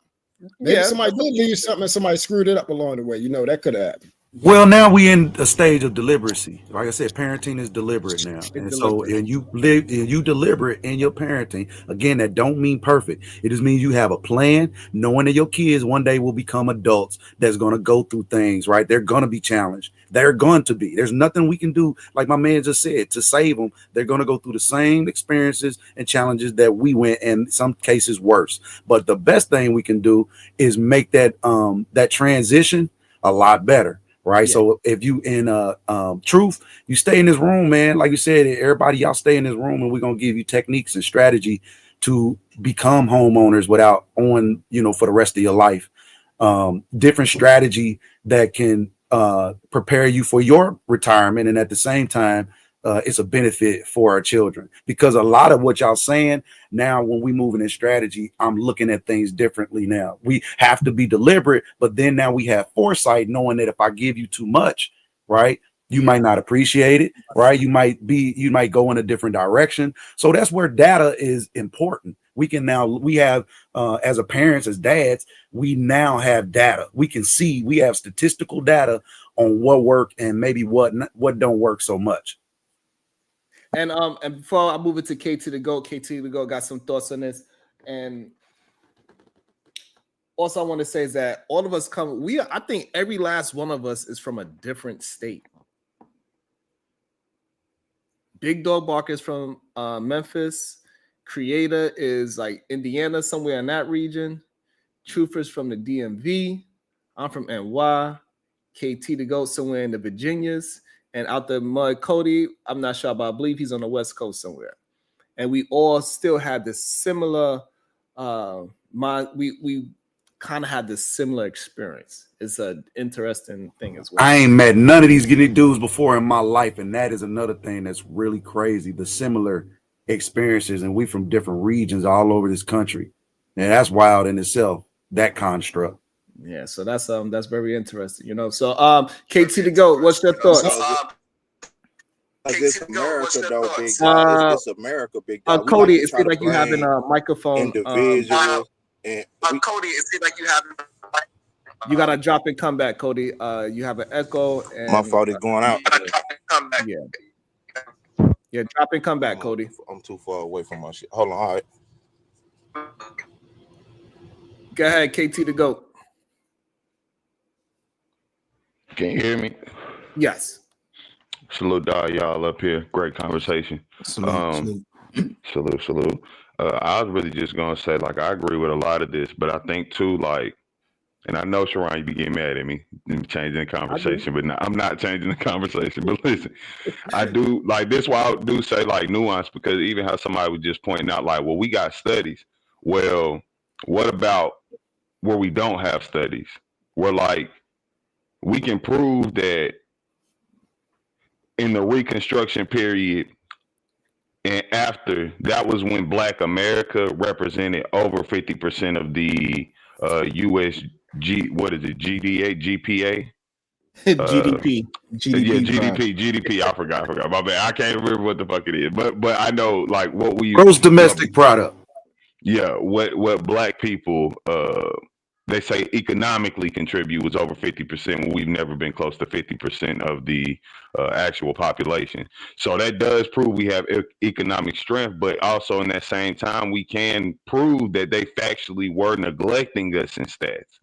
So when we saying like we got the stats to compare, I mean, if we start, first of all, we can't really compare stats because we just got to find ways. And even how y'all were saying, like, well, our kids fall into this bougie ratchet shit. Man, look, everybody want a struggle story. Let's just be very frank with it. Even us ourselves, like how we kept talking, you know, they wasn't raised like us. But we also wouldn't put them through a quarter of the shit we've been through. Like, we won't even allow our kids to be 14-year-old. Man, get your ass and go get a job. My grandma told me that, for real. My grandma told me as soon as I turned 12, get you a worker's permit. It wasn't being fucked up, and she wasn't saying, hey, now you got to contribute on my rent and every bill. But she would say something like, look, pay me $100 a month on the light bill. You know, the rest of your money is yours, but this is how you understand money managed prior to time. 100. I mean, shit, I wouldn't get, listen, I gave my grandma way more than 100, but I know, but you know how people be talking crazy about No, he making a joke. He was saying how we was saved when we I know. Crazy about that. No, but listen, that's how and that's why I said, like, too, you know, forget all the stats. We have to take our blame, our share of the fault or whatever, because we are the unks now. We're the unks, we're the OGs. So we can't sit there and talk about how our younger society is failing us and then act like we don't play a part in that. They looked up to us before they failed, before they learned how to be grown up. Oh, that ain't us up here, brother. Not saying we accountability crew up here, Shorty. No, for sure. Not saying I'm talking about our people in totality, though. You know, because again, I say, listen, I always say, I could personally talk about what I do, what I contribute. But for our community, you know, I want us to build for real, and I want us to fit. Like, we got a point that's where it's admitting our flaws. It's a bunch of us that can get up on this stage. Sharon, y'all may even hear it now. My kids in the background right now. You know what I'm saying? My kids are always around me. I never not have my children with me. Come on. Unless I'm working or, you know, got to go out the way. And even then, I try to set my work. I even work third shift when I do have to work. Just so that way I'm there through the daytime. When I'm gone, it's nighttime where they already sleep. But, you know, neither here nor there. I'm just pointing that out because I'm saying I could talk about all my things, but I know if we talking about a greater, our community, a greater, because I see all the fucked up, like, I'm from the fucked up hood. and I go back and talk up, still kicking with my mans in them, even though they won't change their ways. I want them to, and I can't even look and say, because how we're talking about like the younger society, the brainwash, the level of brainwash they deal with. I'm sorry, y'all. That's something we cannot fathom. We were never so stupid that we would say. I think you misunderstood the conversation that we was having, because that's not the premise we was coming from. We was coming from the fact that how much the problems that we have created, that we learned from those through introspection, through progression as men, and how we started picking up that and started progressing as fathers, and the problems that we have created, we then don't let that to affect our children. That's what we was talking about. We're not saying that we weren't the problem. We're saying we are the problem, and that majority of men are trying to place it on women when we are the fucking problem. We're the reason why the world is fucked up. It ain't the women. Come on, you see how easier that is when you take accountability, when you take responsibility. If I'm responsible and accountable, guess what? Now change comes through me. It's like a bank. If you ask for my money, it's my rules. I'm going to ask questions. We're going to do things my way now, right? So, but we have to first say, everybody said it's our fault. So we're going to accept fault and we're going to accept responsibility. Now you can accept the change that's about to come your way as well. Mm-hmm. Yep. Hello, everybody. But KT wasn't ready to take fault, and you interrupted him when he was about to say, "Nah, I ain't going for that." Right? But they have a lot of men who just want to blame it on the woman. Right? Uh-huh. I wasn't saying. I was saying no. I wasn't going against what you're saying at all. I'm saying, if anything, the problem is us. I've said this multiple times. I understand men have hella problems. We cannot. Just again, in terms of a community, like it takes, listen, we could say the dog did all the shitting on the floor, and then we could ignore both humans, allow the dog to keep staying in the house in the area where he keeps shitting. You know what I'm saying? So I look, men we fucked up, we ran the world. Now, the only reason I know about black men is because, well, again, y'all don't like that. Diva, the one who brought it up, she said we were conquered people. I'm not saying in terms of we're weak. I'm saying we did try to go into their ways in order for us to gain our footing in society. So he's on the right track. I like where he's talking about and where he's going. It's exactly what, and this was what we talking about, is not following that construct. And so now, as black patriarchy, you see it in my bottom, this is the way we do things as black people, not somebody else. We have a plan. If we saying I accept responsibility, surrender, right? Don't submit. I want you to surrender. That means give it to us, right? Why are we saying give it to us or give it to me? Is because we have a plan, right, that we feel like will work. Will that be perfect? Ain't no plan perfect, but we at least leave some type of guideline, some type of framework to say, you know what was working in the past was okay. We ready to level up a bit. So we're going to have to do some things that's not going to be regular. These things are going to have to be apex, right? So if we shooting for the quasar, we at least going to hit the moon. You get you get what I'm saying? Yeah. Like, damn, we was tripping. We was trying to get to the quasar. We didn't even think about the moon, but look at where we are. So it's this mental, it's like we got to dumb proof ourselves mentally so that we can get way farther ahead. And there have to be strategies. There has to be techniques. We already men taking care of our kids, right? And so that right there was the start. So now it's the level. We just told the benefits of what it is that we did, right? We have that. We can see everybody's kids. I ain't had no phone when I was freaking 8 years old, bro. I couldn't even get on the phone at 8 years old. So where we were then and then where we are now, and then we have to have foresight to where, okay, now where do we want to be? And creator, we had to make sure that's contagious. We on Sharon's panel right now, right? And this is something that I noticed too. We're on Sharon's panel and we're openly admitting, our fault. But if we go to another panel, right, and we're having different conversations, and once they start talking about, the women and stuff, then we start following into that suit. You see what I'm saying? Let them dudes be them dudes. No. See, that's the thing. We got to be honest and say, hey, we participated in that conversation too. You see what I'm saying? That's like honesty across the whole board. So once we get to those, those other panels and channels, same thing. The same thing we was over here saying, hey, we're the catalyst of it. We got to be saying when they start saying that stuff, no, hold up, we're the catalyst of it. We got to make this change real quick, bro. True. We out here on them. I'm definitely on them. And I'm new to this space, boy. I'd have been slapping around these things. On these streets. As soon as I say something about it's the man's fault, bro, you say it's the man. I'm like, no, it's the man's fault. Oh my God, when you talk about all hell break loose, I mean they coming with tiki torches and all kind of shit, man, forks, pitchforks, and the whole nine. And I'm like, come on with it, because I know how to maneuver with around pitchforks and tiki torches. So come on with it. That's because you're going against bro code. You ain't supposed to snitch. So I want to say, I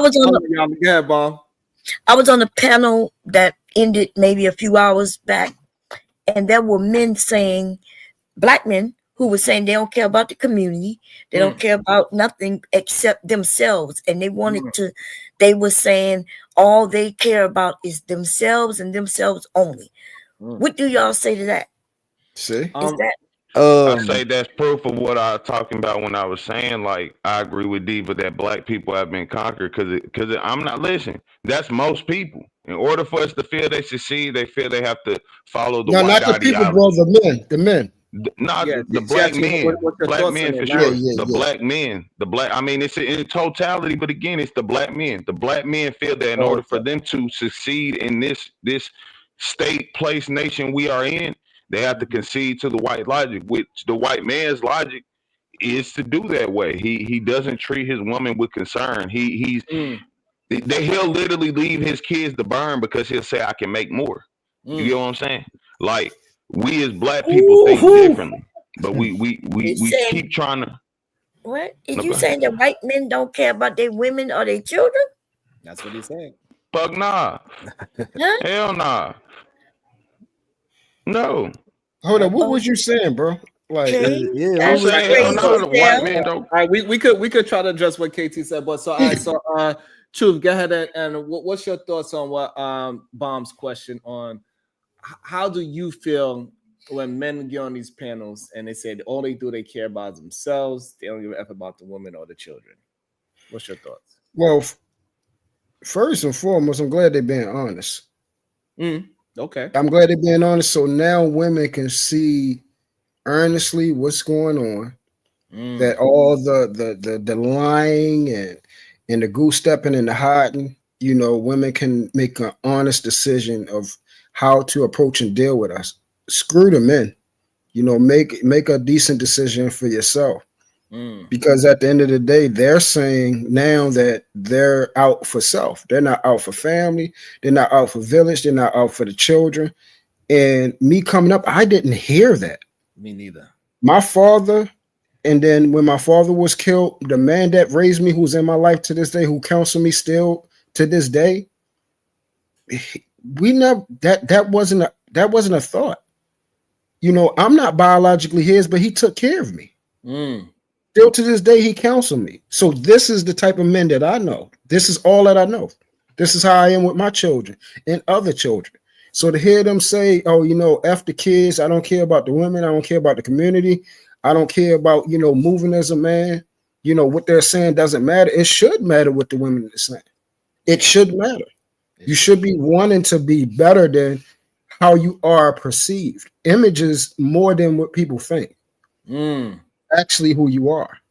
So the lifestyle that they are showing, that they're not caring, they're selfish, but then you want to say women is thinking about themselves. So which one is it? Is it that women are thinking about themselves because this is all that they have left because they see and you don't give a damn? Is they supposed to drag themselves into the ground now while you not caring? Or is it the fact that there needs to be change? And that's what I was saying that we seen with this so-called old man situation on other panels, bro. We finally got a chance to hear what they really are about. The person. Can I ask y'all a question real quick, big dog? Yeah, go ahead. All right. Do y'all believe women are natural followers? Natural followers? Natural, yes. Yes. Natural, yes. Well, so that's this thing I'll be saying. I've been saying for a minute. Um,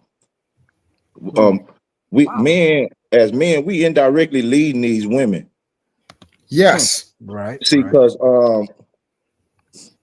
when you be real about the situation, big dog, a young man look like he had a lot of motherfucking fun, big dog. You understand what I'm saying? Okay, I see where you're going with it. Okay. See, because he in and out when he want to be. He got down me over here with this little mama today and over here with the next little mama tomorrow. You understand what I'm saying? So smoking weed, drinking. Those of us that got these sisters and these nieces and these cousins that's close in age range with us, they monitoring our behaviors and shit. You understand what I'm saying, big dog?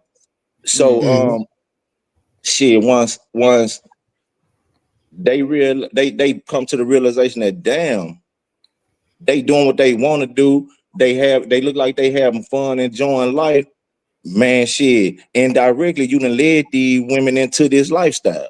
The only thing I would say, Cody, that we have to correct is that humans are natural followers. I want to put it on an agenda because I mean, well, shit, I'm just speaking about women right now. I ain't talking about women is human. I would say it like that, Cody, because of what you said earlier, is that like the people that are so-called rich and well off, what they do, they go and follow that lifestyle that we created back in the 90s and the early 2000s.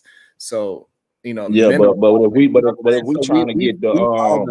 we trying to get the situation between men and women straight, though, Sharon, if we trying to get that situation straight, we have to come to the realization that in natural order, that the way it was designed, women is in them to follow. Whether they got with that man, whether they with that man and engaging in a relationship with him, or whether they got witnessing their father actions, witnessing their brother's actions, witnessing their uncle's actions. Indirectly, we're leading these women into bullshit. Okay, that's the problem. I think that nuance is enough for me not to argue the wording of it, and it shows with a lot of things. We in this era we see women smoking weed more than our era. It got more female rappers in our era. Proximity. More women willing to talk under their clothes and shit, big dog. Yeah, so we correlate social media from how our woman was moving towards this. Then I could understand that, and I don't think it's worth the argument to challenge that. Yeah, I ain't trying to argue with you, big no. dog. But I get his point. He's speaking of order. He's just speaking of order, and that's why I speak on preparation, right? Because again, it's in man's nature to automatically follow the motherfucking man who's making the moves that he got down me considered to be the moves he want to make. You understand what I'm saying? As he should be, right? So that's what I'm saying. So it's in a man to say, "Hey, damn, Sharon's a goddamn me stand up individual. He moves this way. I like that. I can take that from Sharon and implicate that into my motherfucking lifestyle." You understand what I'm saying, big dog? Yeah. But the thing it's natural. It's a natural nature thing. I think it's natural for all humans. You understand what I'm saying? It is, but it is. You're right. It's natural for a woman to want to follow. But if you don't have the chops, if you don't have the capacity, that's what's going on. Is the lack of capacity. So they'll love when a woman's a little younger. When women are young, you can usually pull them, you can get over on them. But as they experience life, even though they may have seen things that they mom and them went through, they still are going to go through certain things because that's just human nature. You can't tell me, let me experience it for myself. And then once they experience it for themselves, right, now it's compounded. Everything that mama then went through or dad then went through, whatever they went through, it's compounded because I experienced that now. But if you don't have a male in your life who has had, again, I don't mean perfection, but he stood on what we was talking about. Like, I have to stand on these rules. I have to be the enforcer. I have to be the judge and the jury, right? And the enforcer so much. And you have to stand on that as men.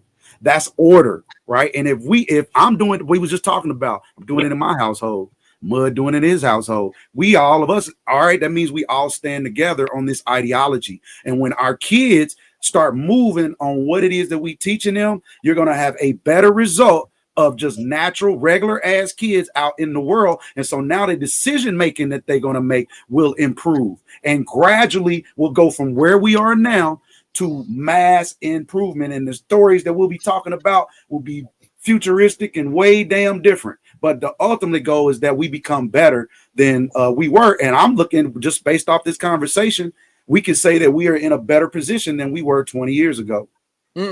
Okay, I Big like dog. that. Yeah, Big Dog barking. Go ahead. This is what I'm gonna say though. When we talking about just strictly leadership, a lot of men want to be leaders, but they don't want to do what it takes to be a leader. Correct. That's but if your woman choose you, if you choose a woman or that woman choose you and y'all decide to be together, you the leader, motherfucker.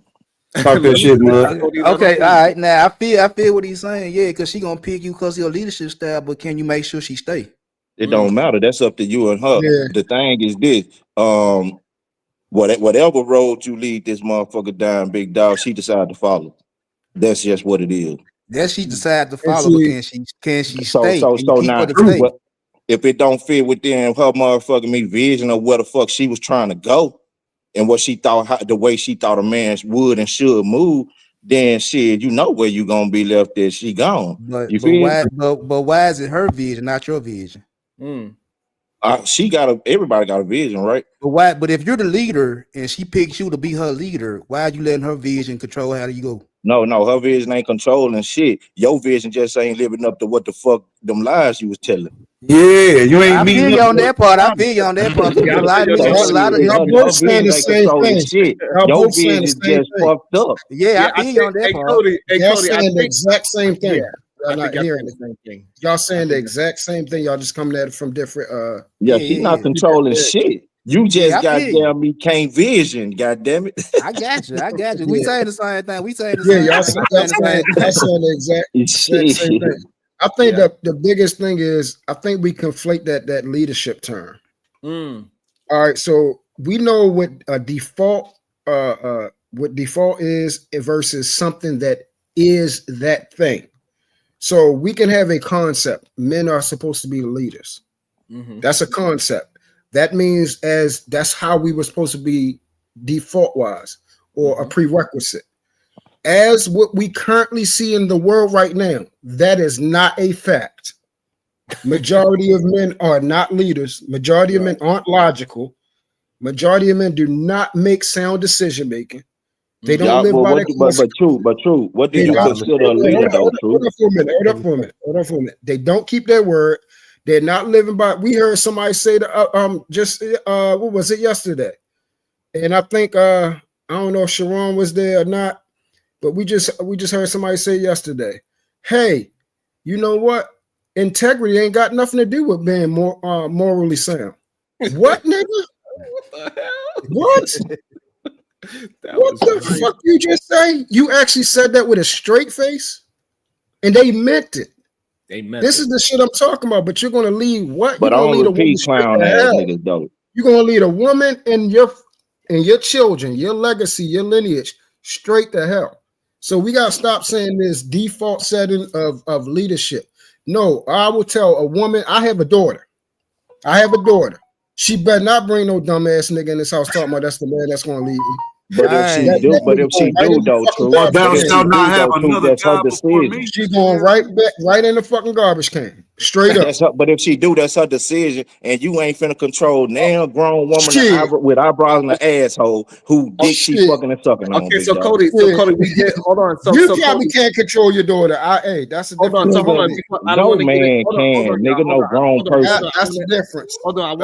I don't want to get into an ego conversation, right? Because this is a good spot, right? We actually communicated this earlier that we gotta stick to our guns if we explain and express to our daughter why and substantiate why he is not the person that you see for her, and you give her all of the characteristics that he does not have, and she still decides to do that. Yes, we understand that is a possibility. But shit, that's gonna be the goddamn me. That's gonna be the logical goddamn me outcome at every goddamn turn of the corner, big dog. What the fuck do you mean? You cannot dictate who the fuck your daughter gonna fuck with, nigga. I got you, Cody. She But probably at the got same sorry time, ass father. That's why. So what I'm gonna say is, Cody, hold on, Man, y'all crazy. You talking about grown ass? No, he right, man. You can't. Cody is You right. talking about grown ass people? Y'all gotta be stupid as fuck. Hold on, one mic. She got a sorry ass Hold father. on, Truth. Hold on, Truth. True. Hold on. Boy, you sorry as fuck. Ain't nothing getting ready. Man, one of them. Hey, but what I'm saying is this. Hold on, Cody. Man, listen, you cannot. Cody, hold on. Hey, we can have disagreement, y'all, but we ain't gonna. We don't want to. You know what I mean? Yeah, Man, you hear this bitch ass nigga up here in this corner talking about sorry niggas and shit. This nigga's a bitch. He's a sorry ass nigga. No, they got nothing to do with the father. I raised all mine with one woman, big dog, and all mine live with me. Changed with me. Hold Ain't on. shit changed with me, G. All right. I raised mine with one woman, they live with me. Okay. So the thing is, the thing is this, is that we still gotta be able, if we are maintaining our fatherly structure with our child. Sharon, that is bullshit. That is fatherly bullshit, big dog. No, you can't finish the bullshit. Sharon, that is fatherly bullshit, big dog. Wait, you cannot preach that message, big dog. Come on, that's bullshit. Hold on. Are you serious? Let me finish it first, and then you let me know if it's bullshit or not. This ain't fucking grown. I only said 3 words. So what I'm saying is that if your child brings that man to you, most likely she's gonna adhere to something that you are saying about that man. And she respects. Man, all you can do is voice your opinion, big dog. No disagreement That's there. all you can do. Hold on, Cody. So there's no disagreement there. And so, but what we are trying to get you to understand that regardless of if she's going to take the advice or not, we still gotta uphold our end of the bargain and tell her the truth about what we see. Oh well, yeah, that's a given. Everybody knows that. I mean, if you're a father, I figured that. But you're not dictating who the fuck dick she's sucking and fucking on. That ain't no fucking giving. Hold on, Cody. So when we giving our child advice, we're not giving her advice on niggas gonna stand on shit. We give her advice on the person that she could build her life with, not her. Yeah, that's the hey, Sharon. If you're a father, I'm the one walking you my raise daughter your down children, and boy, you ain't raised none of your children. You just screaming for nothing. Shut the fuck up, little boy. Keep it cool. Let's have a conversation, Cody. He ain't raised nobody. Come on, he's Cody. a bum ass nigga. Shut the fuck up, boy. Cody, keep it in the conversation. He the ones that want to scream over me. Tell that nigga to shut the fuck up, nigga. I hear you. Nigga, you cut me off when I was talking. I got you. Stupid ass boy. Explain. Hold You on. fucking with the right one, nigga. You know what's up with me, Truth. You fucking with the right one, nigga. Yeah, ain't shit changed, bitch ass nigga. You know what it is. This the run channel, though. I'm gonna let them have it. Cody, online. That shit don't mean nothing to me. We want you to talk. We want him to talk. Don't mean shit to me, bro. Go ahead. We're gonna try it again. Go ahead, Cody. Truth don't interrupt. When Truth talk, you don't interrupt, please. Go ahead, Cody. Then Truth. No interruptions. You got it.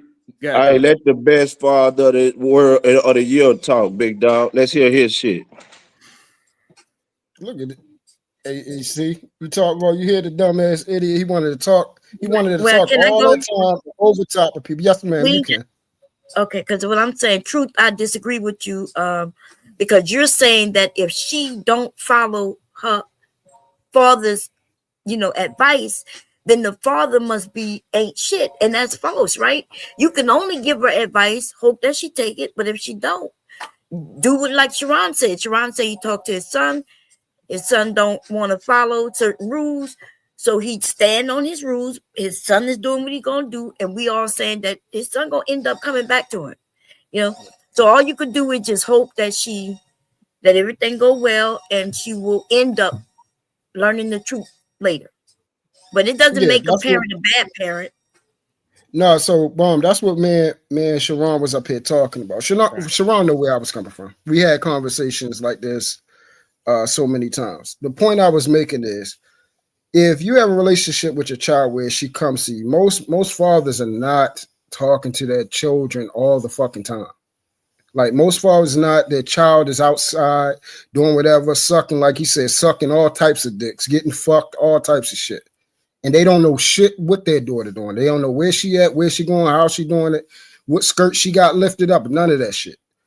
So we're not talking about fathers that's not involved. I'm talking about somebody that's actually involved with their child. Yeah, eventually your child is going to make decisions where they're either going to listen to your parenting or they don't.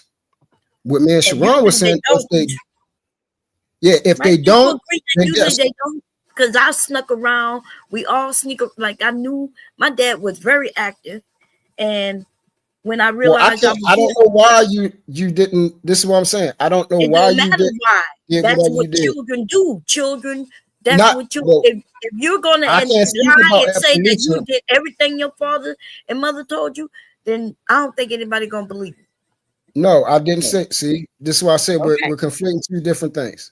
I know women that had actually listened to their parents. I know men that listen to what their parents say.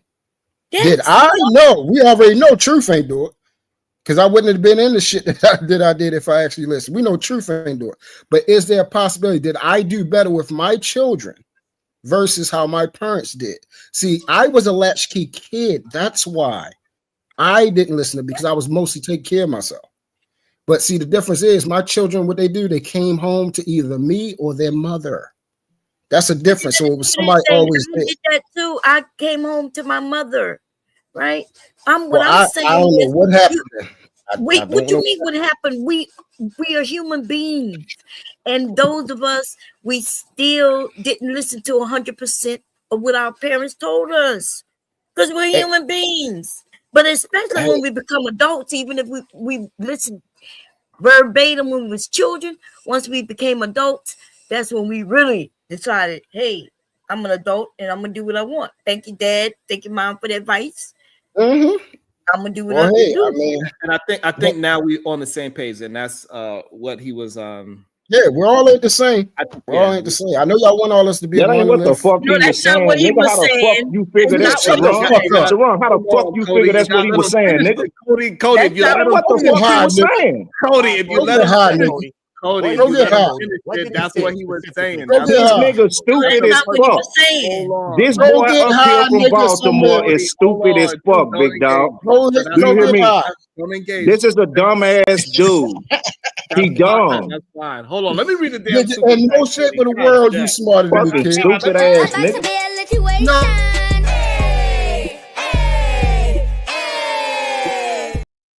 Work academics with the fireball. Shout out to Cody. These feminist panels collapse as soon as a real man is on. Shout out to Cody, man. Shout out to Cody. Good, Uda. Nah, y'all get it, bro. I entered the conversation when we enter, bro. What you had to say, Uda? You know, you heard that man say that if she don't listen to her parents, then they ain't shit parents. That's what he said. I was just having a conversation with a woman though the other day, and she was saying, nah, all the men that is talking about they don't like a certain kind of woman, they came from ain't shit mamas and all of that. I'm like, damn, that's kind of crazy. You know what I'm saying? Listen, as a parent, you're gonna do but so much. I use myself as an example, right? I would listen, no matter what. I was in the streets, I was selling D-rugs, all of that shit, son, straps. But my mom's never wanted that for me. My mom's a spiritual woman, all of those things. I made my own decisions. But some of the spirituality that my mom gave me and all of those things was some of the things that actually got me to pull back out of some of those things. But she didn't control me being in that. But what she did give me is some of the things that I have right now. You know what I'm saying? And it's some of the things that made me also be able to separate from some of that and not sell the D-rugs and do the stuff that I was doing from before. From a kid, I was doing it. You know what I'm saying? And getting away with it. But it wasn't her fault. So we got to stop blaming. As a parent, if you there as a parent, if you ain't there as a parent, then whatever, nigga. But if you there as a mother or a father, son, it's but so much you could do. Because we know our parents were telling us everything. We're like, and look, now we find ourselves talking to our kids sounding just like our mother and our father. Like, yo, this shit is crazy. You get deja vu sounding like your parents sometime. Like, yo, son, it's really real. So, you know what I mean? Kids gonna go through it just like we went through it. All you can do is just instill the values. Hopefully you instill some spirituality in them, some God or something like that, or whatever you believe in. Other things besides physical things.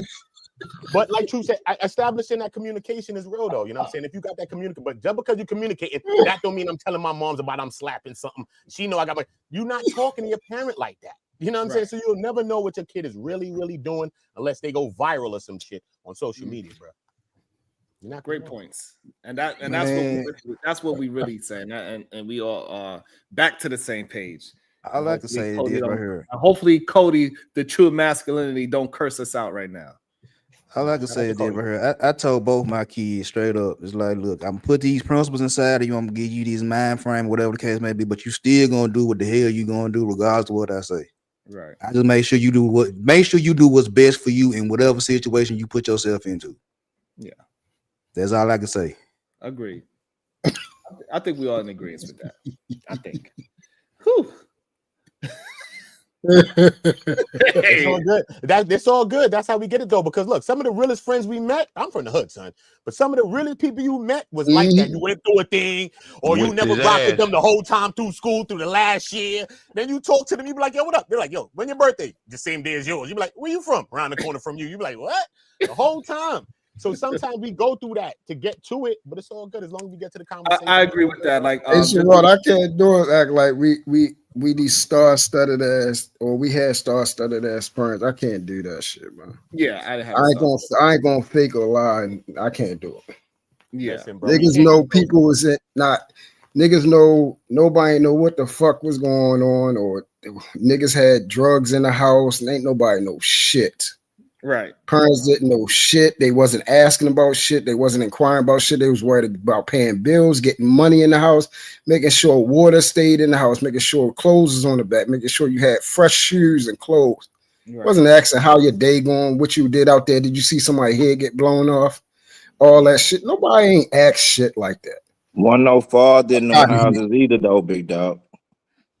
Say that again. Different households, big dog. You talking about one household where the father is raising his daughter and instilling shit in his daughter, and then you talking about another household where the mama at work and the child is raising they upraising. And that's how majority of the households are.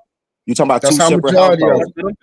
Exactly, and that's how majority is. I'm talking about the majority. It points to how goddamn me. I ain't gonna say that because I ain't no disrespect for nigga. You know I fuck with you, big dog. But goddamn, come on, big dog. We got to do better, big dog. You talk all this old Jesus shit and this Bible shit, big dog, and you ain't doing shit, big dog. You can hear it in your conversation. You talk bullshit, nigga. For real, big dog. And I'm trying to show you, I'm trying to tell you, big dog, what you saying. I just ain't you. And you making yourself look like a goddamn fool on these panels. I ain't making my shit like nothing because you ain't nobody to prove shit to. Who the fuck are you? I don't want you to give me shit or you owe me shit, nigga, fucking because it'll be problems, big dog. You're just a digit that's waiting for an expiration date, nigga. It'll be problems, big dog. You just a digit waiting for an expiration date. You're a social security number, nigga. Big dog. You are a social security number. That's it. That's it. Nigga, when you pass, anybody worried about when the fuck you pass? Oh, you ain't nobody important. I don't know what the fuck is wrong with y'all thinking y'all important or something. I have a question. So, by my dad always being there since the day I was born and guiding me through my childhood, doesn't it make more sense that the men I'm going to bring before him would be the type that he agreed to? Right? Because that means he's been teaching me all while I was young. Facts. Now, that's what I agree with. Now, yeah. But we on the same some of the men... Yeah, but some of the men will. But the thing is, the ones I brought to him, I knew he would approve of. Mm-hmm. But the ones that I knew he wouldn't approve of, I didn't bring them home. It don't mean I didn't deal with them, though. Now that's the question that we need to find out. Why? So now, why did that happen?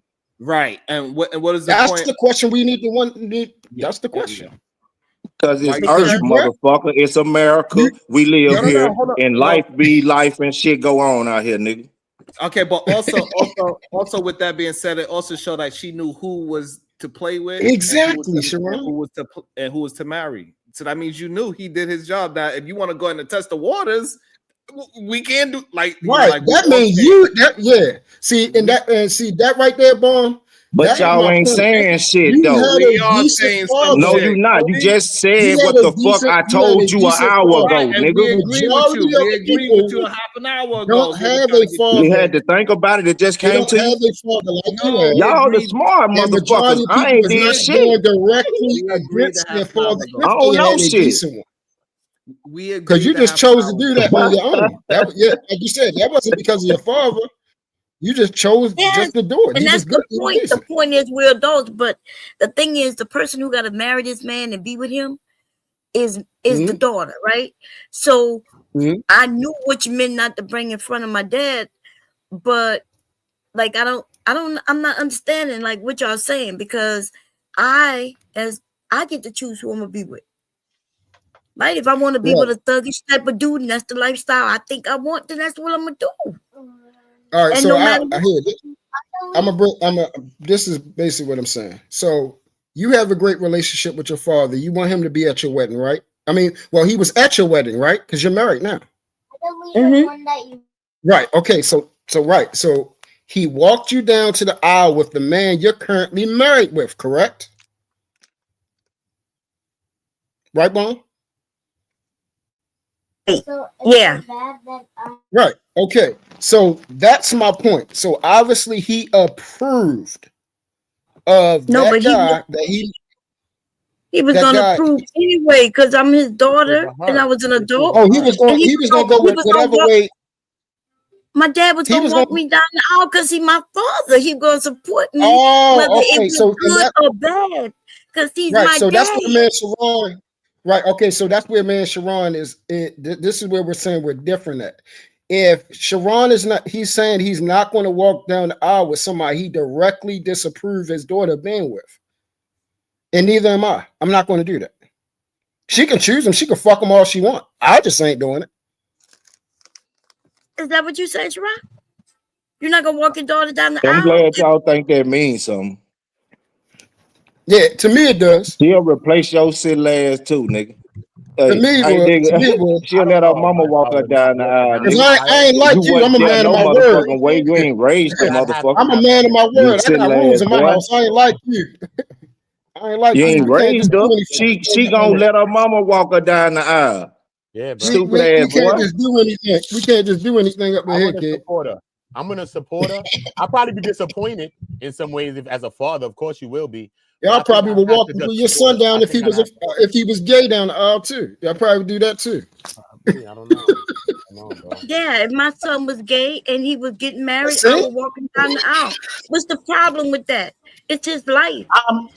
There's nothing wrong. That's your choice. I'm saying I am not doing that. Everybody can do whatever they want. That's my whole point. We're not a monolith. We're all going to choose things differently. I am not doing that. Yeah, but it ain't but so many choices. And so goddamn me, you motherfucking me, can't goddamn me live your miserable ass life with whoever choose to be with your sorry ass and be disappointed in expectations you set on motherfuckers that they didn't ask you to put on them. You understand what I'm saying? Or you can motherfucking me live your life as a man, goddamn me, and goddamn me know that life happens and shit goes on out here in this motherfucking world, big dog. You understand what I'm saying? So either you can you ain't living according to that shit you be spewing all the motherfucking time when it comes to goddamn this word in this Bible that this just something you want to use to hold over a woman. How you know, silly Cody? ass boy. You hear me? But so I don't feed into that type of shit. Cody? But because I peeped you 19 hours ago, Cody? big dog. You calling yourself a man? Men don't make assumptions. We don't make assumptions. I ain't got to assume shit about you. I'm telling you what I see in you, nigga. You never seen me, nigga. So what you talking about? Yeah, I see you through your voice, you sorry ass, stupid ass boy. Through my voice. Okay, yeah, we know you's a dumb I don't want nigga. to talk to you. You just want a friend. You want a friend, nigga. Hey, my phone number is. Get your pen and pad. I'm gonna get it to you. Hold on. Man, I'm about to write it down. Now, when I call you and start breathing heavy, doing phone sex, don't you know you was a dumb me. nigga. I don't have conversations with dummies. Hold on, y'all. Shout out to Work Academics with the fireball. Feminism teaches the undermining of the patriarchy. A dad trying to protect his family is seen as toxic and controlling. Facts. Interesting thought. Uda, what's your thoughts on this comment? Feminism teaches the undermining of patriarchy. A dad trying to protect his family is seen as toxic and controlling. I could agree with it in some aspects. I can. The undermining of patriarchy. Like this family scene is toxic and controlling. I don't know if I agree with that all the way though, because a man that's there, because the whole complaint is that men is not in the households, period. So if a man is around, nigga, he's around. Because the whole argument is that niggas ain't in the house. No. So if a man is around, a man is around. Whether he's struggling, he doing this, he doing that, is a man around and he's around. So I don't know if that's all the way true, but I understand what feminism teaches and stuff like that. So I can agree with the feminism parts. Okay.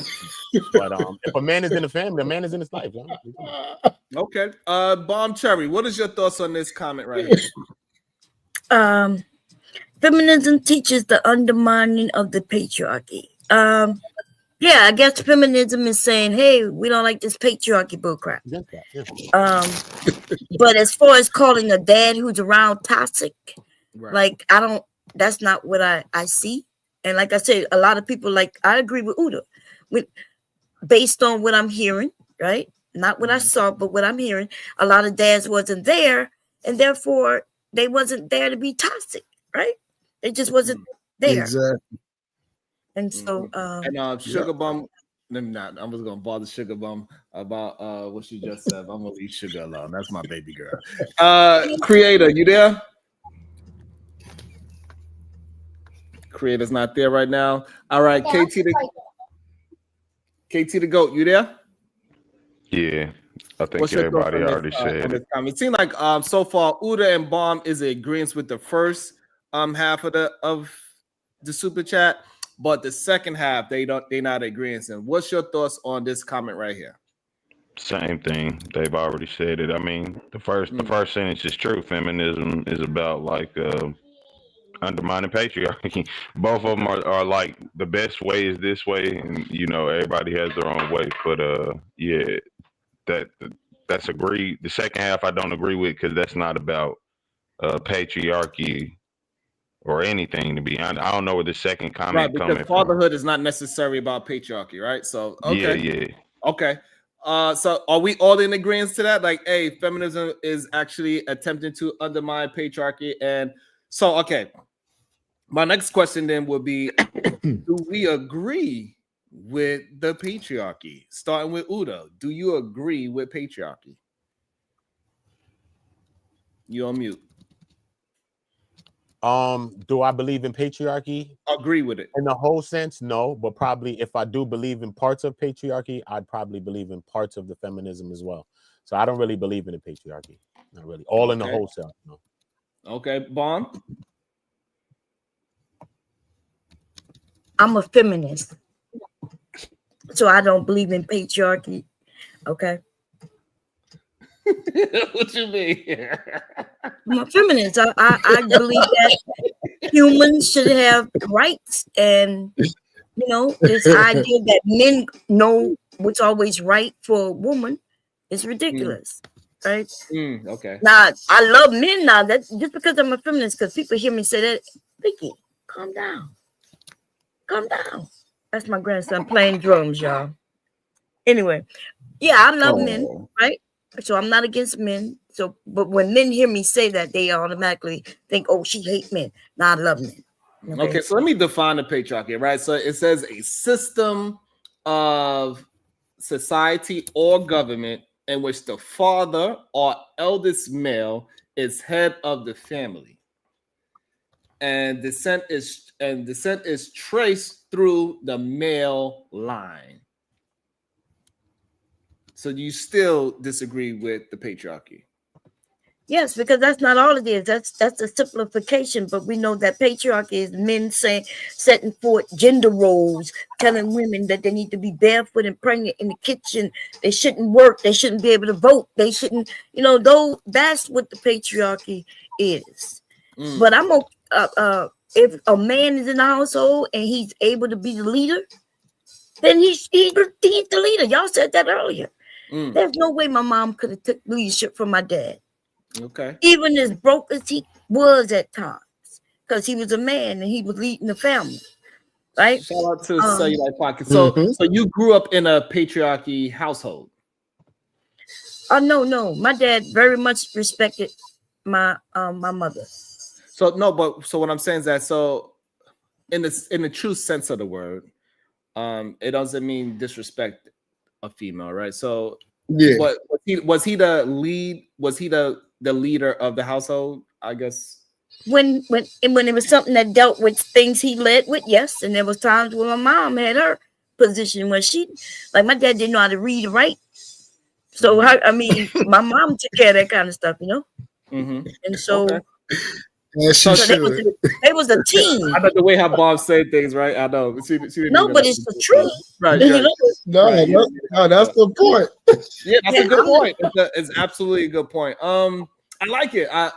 And I think to be honest, like what Baum is saying is why patriarchy and feminism is not it gets so much pushback because of all the extreme things is that we see from it, right? So Baum comes from a patriarchy household, but the patriarchy household is not bashing her mom. It didn't put her mom down. They didn't say that her mom didn't have authority in the household. And I think the extreme patriarchy is what we actually fighting against, and also extreme feminism, like they keep bringing up, that is feminists want to eradicate men. Like that's extreme. Though both of those extremes is not good for anybody on either side of that. And I think that is the real issue that we are really having. That's what I think that's the issue that we have. And welcome to the show, Republic Tea Room. What is your thoughts? Hey there. Thank you, Sharon, for allowing me up. Hey there, panel. Hey, chat. I just wanted to say this, wanted to make a comment about some of these guys have gotten it really mixed up with like patriarchy means basically all the major institutions like medicine, law, academics, religion. They're all controlled, mostly run by men. So just because a woman is in a home and she's raising her children alone does not make that matriarchal, because she still has to rely on the systems run by and institutions run by men, right? And run by men and women, but mostly men are heading them.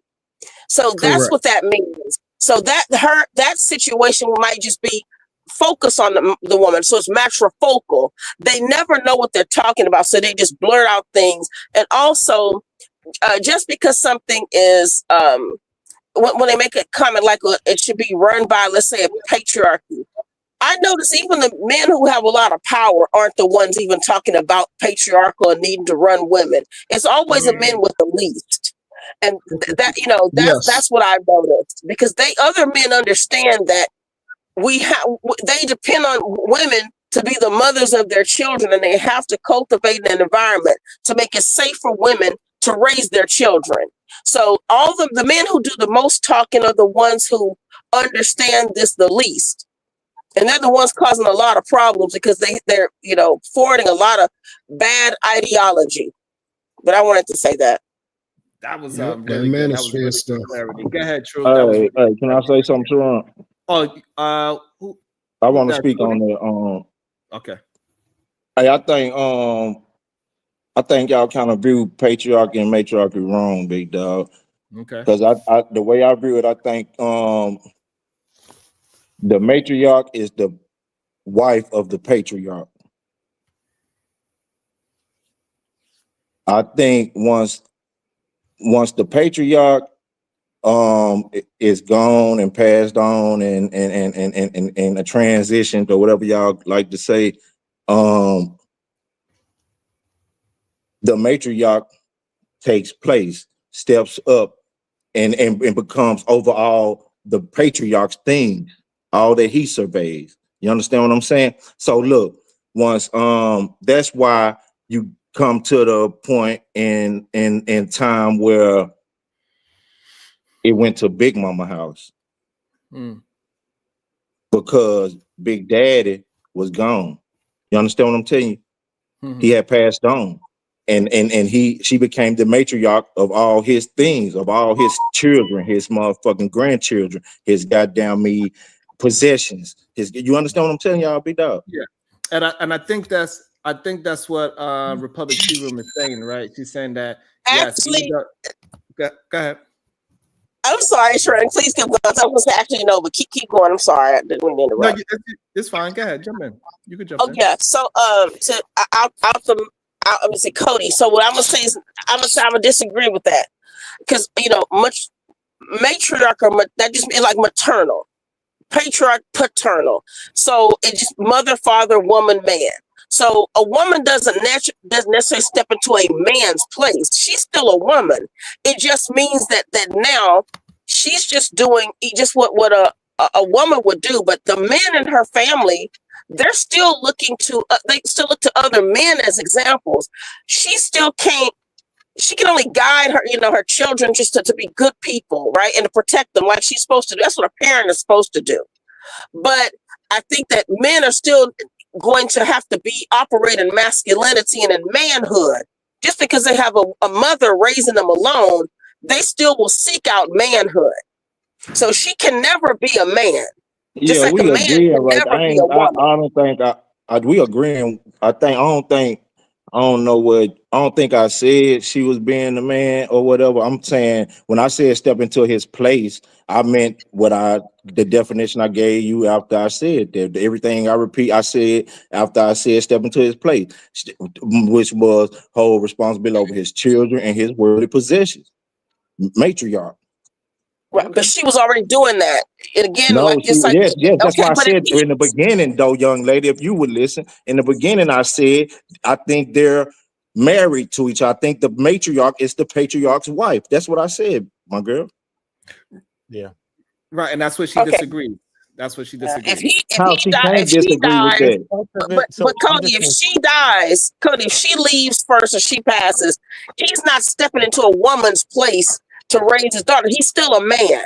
Right. Because the roles don't reverse then, my girl. Because goddamn the patriarch is above the matriarch, right? It's actually it's not above. They're co-equals. And that's what we get wrong. If you're not above a woman. That's the thing. That's I'm talking about in the order. I don't give a damn about that gender role shit you on, girl. I'm not talking about that. I raise all women in this household, my girl. My dog a girl. Now this is I know what I'm saying. If you as a man are not necessarily, you're not above a woman. Women and men that's not what I'm saying. What I'm saying is you said it the order your goddamn self, father, mother, children, didn't you? Okay, no, I didn't say that. I never said that. Let me try to be abridging it real quick. So Cody, this is what she so if the woman is still raising a family in the way how the father already established in the household, is what she's saying that is. So who established it? Who established it though, Sharon? So the father established. So that's the patriarch. That's the patriarch. Right. And right. So now he established it with the matriarch. The patriarchy. Hold on. So what I'm saying is that even if a female is doing it, it still would be considered the patriarchy and not a matriarch. Because he established it with the matriarch. But any female can't do it. A single woman ain't a matriarch. She would never hold that title. Look, that's what I'm saying. It's not so. Just let's take it off for the sense of just a physical. Let's hold on. Let's just take it out the sense of a physical sense, right? Okay. Like in traditional societies, right? It wasn't just about men in charge. Okay, so it's like protect the family and community. Men do these things, right? And second in command, though. Who faces the danger first? Who lifts the heavy burdens and the weight of stuff? Men do this. Women do like child care and nurturing of babies and stuff because men don't do those things, right? So it's like these roles that men and women are designed to do, all right? Some people say it's because it's supposed to be men on top of women, but real patriarchal society is not supposed to be just meant on that. It's meant on a society thriving because everybody knows what they have to do. So that's how society tends to thrive. Men are doing what men are doing, women are doing what women are doing, and this is how we're going forward. That's before this age that we living in today. That's before the technological age. That's how people was getting things done, moving forward. You see what I'm saying? But now we're in a whole different age. And this is why we're in the complaints, and this is why we're in the place we're in now. See what I'm saying? So it's more of a societal thing. It's more of that, not just a physical. It's a physical thing too, because that's the stuff that you're talking about, a patriarchal or maternal, like a woman. But it's more like a societal thing. It could be a thinking. It could be also those things as well. You see what I'm saying? What was the original question, Sharon? We lost. Now the original question. The original question was it started. Hold on. It was that comment that somebody about feminism. Is that what we had? Super chat. Yeah, it was originally about feminism teaches the undermining of the patriarchy, but in reality, women also they push the patriarchy as well, is what we kind of like got down to the crust of it, right? So just because a woman is leading the household doesn't mean that it's a matriarchy, is what Republic Tea Room is saying. See, really feminism push against matriarchy and patriarchy because of the simple fact feminism is most often goddamn me single goddamn women. Single, you understand what I'm telling you? So they'll never hold the title of patriarch or matriarchy, big dog, unless they become under the goddamn man's patriarchy, which is the husband. And she act like she don't understand it, but she said that in the beginning. I didn't say that. Yes, you did. Let her answer. And I'm gonna bring you in there shortly, DJ Jensen. Let Republic Tea Room clear up her thought. Go ahead. Yeah, but the clearing it up is just, I'm just gonna basically kind of restate it. I think that just because you're a man does not mean you're naturally, like, let's say you're leading something. Sometimes, I think I gave an example, Sharon, maybe last week, that let's say when we talked about in a time of slavery, that the Creole plantations, they chose the smartest child, not the child just because he was male. That they looked at who was smarter. In a lot of communities, I think what was sad about this dispensation, a lot of men just aren't catching on. Just because you are a man does not mean you get to, you rule over women. Because let's say there's women who lose their husbands, and they're raising their kids. Now, what does this woman have to go now look for another leader? This woman has been raising kids, paying bills, working equal or more hours, or equal, at least equals. I think they say men work, more hours. She's been working too, taking care of her children. They have been literally co-parenting under the same roof.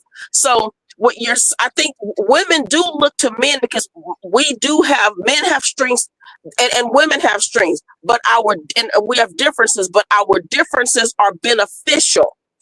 To say that I think that what's gotten it all off course is people thinking, well, the man is at the head. I'm thinking men and women both co-rule a home. And again, in a profession I'm in, I see this all the time. Women really do run things.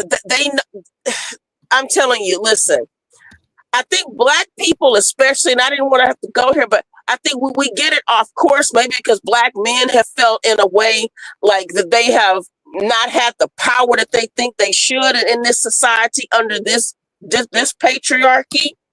Because whenever I hear Black men talking about patriarchy, I'm thinking, yeah, but it's not yours. And you would still be lacking in another man's patriarchy. That's just how this runs. So all I'm saying is this: you're not above women. She just gender worn, fool. She on some bullshit. But women do. I think women have a natural tendency to nurture. On the way she's speaking. Sir, She women just gender do worn. nurture. No, cut her ass off. She just gender worn. She's not talking about shit. It's not about gender warring. The girl just gender worn, fool. Nobody spoke on none of the bullshit she's saying, fool. There are men talking. You just allowing that need shit. to be challenged. Cut her ass off. Yes. Well, yes, some statements and ideologies need to be challenged. That's all I'm saying. Or something, fool. She is not no young woman. Well, thank you, Cody. I'm not a young. You're right. I'm 52. I know. So I know. I can tell. I can hear it in your voice. I've lived longer. I'm cold, big dog. I see you. I'm cold, nigga. I'm cold. I'm telling you. I'm cold, nigga. Shit, this woman gender war. She tripping. I appreciate that. It's not a gender war. You're not. You are. That's all you doing. Nobody was on that bullshit you on, woman. You tripping. You're not warriors. You're not warriors. Who's warring against you? Nobody was on what you on, lady. You tripping. Well, damn, woman, why are you doing that? Nobody was even on what you on, lady. Hold on, Cody. Cody. So regardless if you agree with it, so Cody, regardless, you give your chance to say what you want to say as well without being cut off as well. So we got to hear both sides so we could have a disagreement on the argument and discuss the argument and not discuss the person. That's what we are doing. So what she's no, saying, but I'm saying, big dog. The only thing I'm saying is, no, I don't think either any one of us who spoke on that super chat was speaking in a anti or above manner. You get what I'm saying, big dog? Mm-hmm. But she came on the panel to gender war, big dog. That's fine. No, but the comment said that feminism undermines patriarchy. So that was gender warring. So no, I was simply just go talk to him in the comments, girl. She was talking to him. So why brought it up to the panel? Hold on, let me get some understanding. So, Cody, she was answering the super chat. She wasn't trying to start nothing. She was just trying to clarify her thought process on what that bullshit, man. Not everything is a fight. Like, stop taking everything as a fight. No one's warring against you. This girl feel crazy as hell, man. Y'all just allowing these people to be crazy on these panels. So I have a tripping. It's Sunday and she 52 on here with this bullshit. Cody, you gotta be able to respond. To what he's saying. Cody, I can't believe you, lady. You ridiculous, still makes woman. sense. Hold on. It's always funny, but just keep it. But it still makes sense, woman. We still got to keep it on the topic, Cody, not on the person. Yes. Please. You is ridiculous. I understand you feel like she's having a gender war regardless, but still keep it on the topic and not on her. It's really not This about lady her. is horrible, fool. She is horrible. This lady is horrible. Cody, laugh on mute, goddammit. Evil ass. Hold on, before I pass it to DJ So Genesis. evil ass off this panel on a Sunday. Fucking up vibe. Before I pass it to DJ Genesis, Republic Tea Room, you have you want to finish your thought? Or you good? I just said, I mean, again, we laughing again. He's gonna have black women laughing at it, and again, this is why they're emboldened. Because again, just because I say this does not mean it's changing the dynamics. The dynamics are still what they are. You can get mad, you don't have to like them, but that is what it is.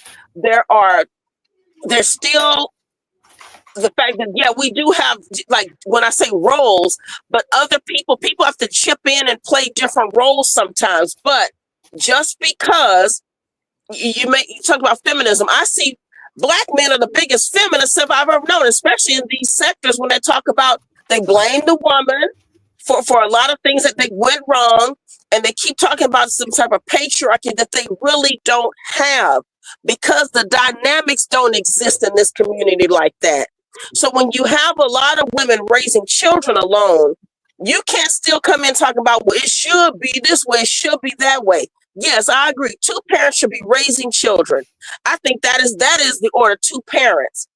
But they co-raise them because women and men both bring something different. But there's a whole lot of mixed up dynamics in what I would say the so-called black community.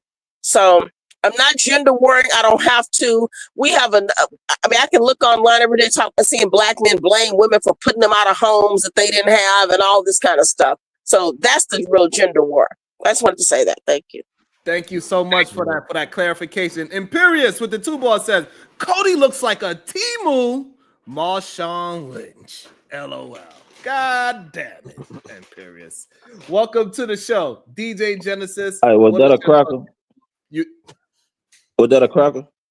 Yes, that was. Man, you better sit your salty ass down, big dog. You know I don't play with crackers. You got me fucked up, big dog.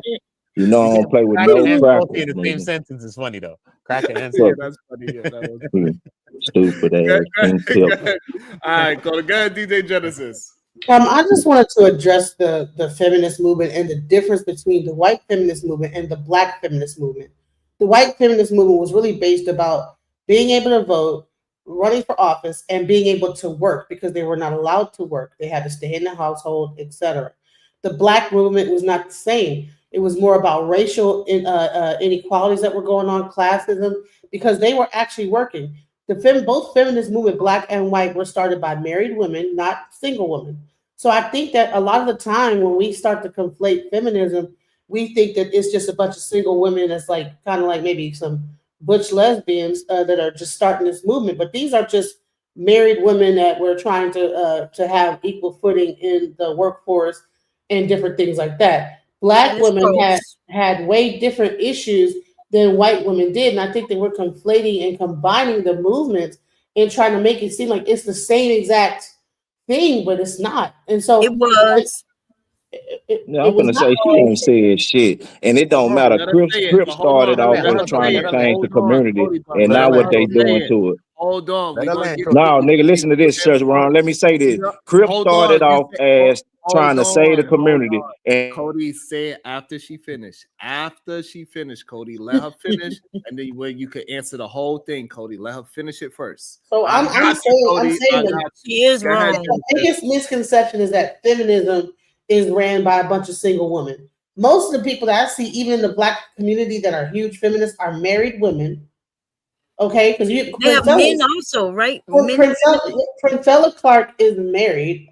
So is who else? she Beyonce is. don't know no married women. She's married. She's been married to Jay-Z for Lord knows how long. She's a feminist. She's married and been married. So it's like a lot of our like big feminists that are like really well known in this whole thing are not single women that are just pushing this whole feminist thing. And I would say another thing is that when it really comes down to feminism, I don't think that our households, like I said, they're not ran the same as other races' households. When you come down to it, we always had to work. The black woman was not just sequestered to the household while the black man worked. And even if she did, maybe she did have a whole bunch of kids, and the black man went out and worked and supported his children. I don't think it was the same kind of pushback, this feministic thing. It was a completely different movement. So I don't know why we're It was conflating the the two same movement. ideas. It wasn't. It Hey, was. Beyonce said all the single ladies, y'all ran out there and ate all the ham y'all could eat. Meanwhile, she was in the house married. Well, is she in the house or is she out there working? That's the point. God She's damn. in the house You doing the wait a damn minute, thing. right? She's out there All right, at so concerts making As a probably woman, right? As a woman, you might be billions of debating dollars. fine, So that's the right? point I'm trying to As make. a woman, all you right, may so be we're gonna debating okay, go to ahead. agree with some We're kind gonna of let Order feminisms, finish right? up his thought, and then we're gonna go straight to Bomb Cherry. I Bomb just want to Cherry ask her a had a question. thought on this What as I well. would like Go to ahead. say, like to a woman, all right, to maybe Republic Tea Room, Genesis, or any women that's here, you might lean towards some parts of feminists as a woman because it's about women's rights and stuff like that. You might not agree. Some people don't agree with it, period. But what would you say one positive thing is about patriarchy? One positive. What if you think there's a positive at all? If there's none, you think there's none, then say there's none. But if you could say that there's a positive about patriarchy, what would that positive be? I have one. First, it actually probably self lies. But first of all, the ability to set up defense, to think in terms of um, defending your family, defending even the greater society in which you live. Men and women are different. Brains are different. So even men are governed by testosterone, women are of estrogen. So and we would both have a mixture of both. But I'm saying I think that men think differently. I don't think that when I hear people say, well, men are logical and women are emotional, I've seen that left my thoughts years ago, especially in this sector and in the black community about who's emotional. So, but I will say defense. Men need to be, they're bigger and stronger for a reason. And that's a good thing. And I think that What they have to do with patriarchy? boys and girls need their fathers because it gives you a sense of It's part of it. it gives you a sense of safety. So What they have to I do with think patriarchy, though? Like y'all do know.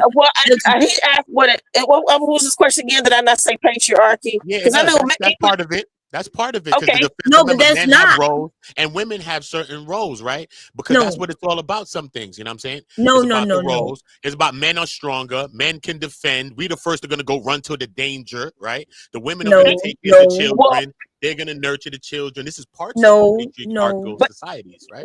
in a community, in a matriarchy, though, the women can, with the matriarchal, you will still have women warriors. Well, no, listen, we don't even know what, listen, most of us don't even know what a matriarchy looks like because we don't even see it around us. So that's the thing. That's why when we speak on things, but I'm saying those women will still have male warriors No, you and don't women see warriors. it. Sharon wife see that shit. Sharon wife see it in her household every fucking day. You tripping, my girl. Yes. I'm telling you. Sharon wife experienced matriarchy in her household every day. I would say, I would answer the question and say, well, listen, No, patriarchy can is you a argue that social point? Can you system. argue against what I'm telling you, my girl? I hear what you're Huh? saying. Do you not, or do you not believe that Sharon wife experienced matriarchy? That Bomb Cherry experienced matriarchy in her household every fucking day. No. When you say matriarchy, matriarch, that just means woman. A matriarch doesn't even have to be married. So that yeah, I but think he you're said matriarchy though. Oh, Listen, no. I don't know what's going on, but some of the I don't know, right? When we talk about the matriarch or the patriarch, those are different than matriarchy and patriarchy, right? One is a system and one is about being a woman and a man. So matriarchy is about women being in power. Patriarchy is about men being in power, being empowered yes. to And in your household, Bomb Cherry, you absorb some power every day, right or wrong? Yeah, but we're not in a matriarchy or patriarchy. We are in a family where we are Well, considerate of one patriarch and a another. matriarch exist in that family, though. That's what I'm No, not saying. in my A family. matriarch If and a you patriarch. we That's what don't I have a mean. system. We don't have a social system in our family. You see what I'm saying? But I know what you mean, though. A I'm not matriarch and a patriarch. But I'm saying, in order to do the law, in order to rule the shit, that's what the key come on at the end of the motherfucker. Goddamn me. That's what I'm saying. I'm saying. I understand what you're saying. Y'all just arguing. No, I'm saying I do understand. True matriarchy is I true understand matriarchy is exactly what shared you're power. saying. I don't know what's going on right now. I understand what you're saying. I'm not disagreeing with you. I'm just disagreeing with the verbiage as far as how we define things. But if what you're saying is that, hey, both the man and woman work together. So I heard that's what you said. I know you wasn't, being Man, I like I love my understood. wife in this house right here. You hear me? Right. What I'm telling you, that No, I woman believe has authority in this motherfucker to goddamn me doing what she please in this motherfucker, big dog. She don't violate and disrespect me in no shape, form, or fashion. Do you understand what I'm telling you? Huh? Yes. But what I'm saying is this, big dog, we cannot get around the goddamn me the pecking order, big dog. We cannot get around the fact that that's when you fall into the bullshit game. You get what I'm saying? That's when you fall into the bullshit game. We cannot fall into and get the calling goddamn boys, girls, big dog. I'm not gonna play with my mind like that. I'm not gonna play with this grown ass man mental like that, big dog. Do you hear me? And that's the shit, the road you go down with this game y'all playing. Thank you, Cyber Dreams. That's what that's But when I said that you disagree, that's why it can't be in the household, and that's also why it's not about just a man having being strong, right? When you said that's the positive thing to it. So there's not much positive to the patriarchy, right? It's like it's a system where men are in control and they could tell women what to do. Now, as far as this thing about feminism and things like that being separate from black women and white women, that is so false, that is ridiculous, right? We may have in our individual races and things like that have different things, different issues, but that's not what happened during this feminism. In fact, feminism started way back. Feminism started way back during slavery. Slavery was still going on. We had people still running and being enslaved, right? And women, white women, have also always worked. They was working in factories and shit where it was dangerous, and the husband would get the money. So, see, your information is incorrect. But I know why, because people online just started saying anything they wanted to say. Okay. No, it's based on research. If you look at the suffrage Well, movement, go do some research. Your research wrong. the person that created the entire white feminist movement started because Black people were getting the right to vote, and she felt like white women needed to get it too, and that they needed to actually be more taken into account. And actually, it was against the Blacks' right to vote. And then initially, there were Black women that were a part of that movement, but they separated from that movement once they realized the racial inequality. But that's not the point I wanted to But make. see, the part is this, though, my God. What you missing is it don't matter where it starts, is where it ends and where it's at. Let me answer the question that he asked earlier. He asked about matriarchy.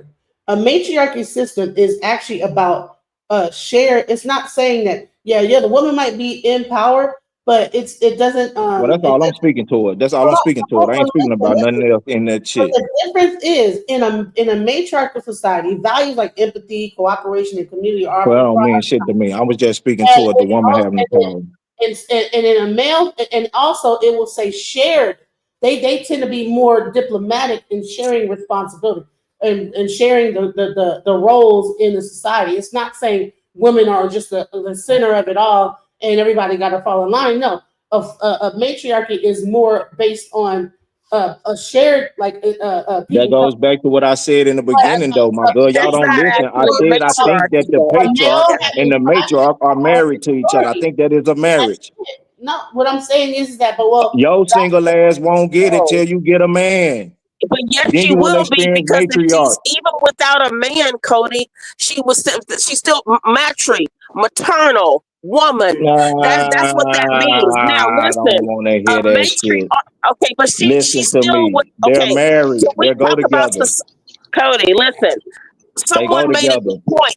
And listen, societally, so this is why matriarchy does not really exist in like people's homes and in a community, because those people still have to go out to the greater society for the needs and services that are generally run by like religion. Means nothing. Can I just tell y'all something?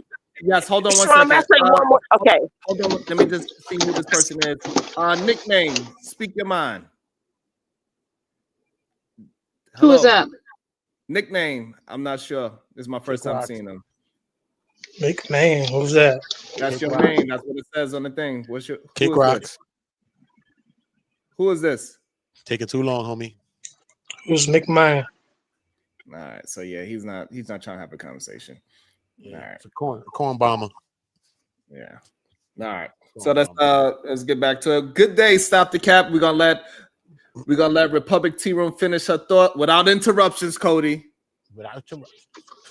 Yeah, thank you so much. I was gonna make a point to something that Cody had. Let him know. Egalitarian is when it's a society. Just explain the difference between. Right. Well, yeah, because we have to. But I want to say this about his comment.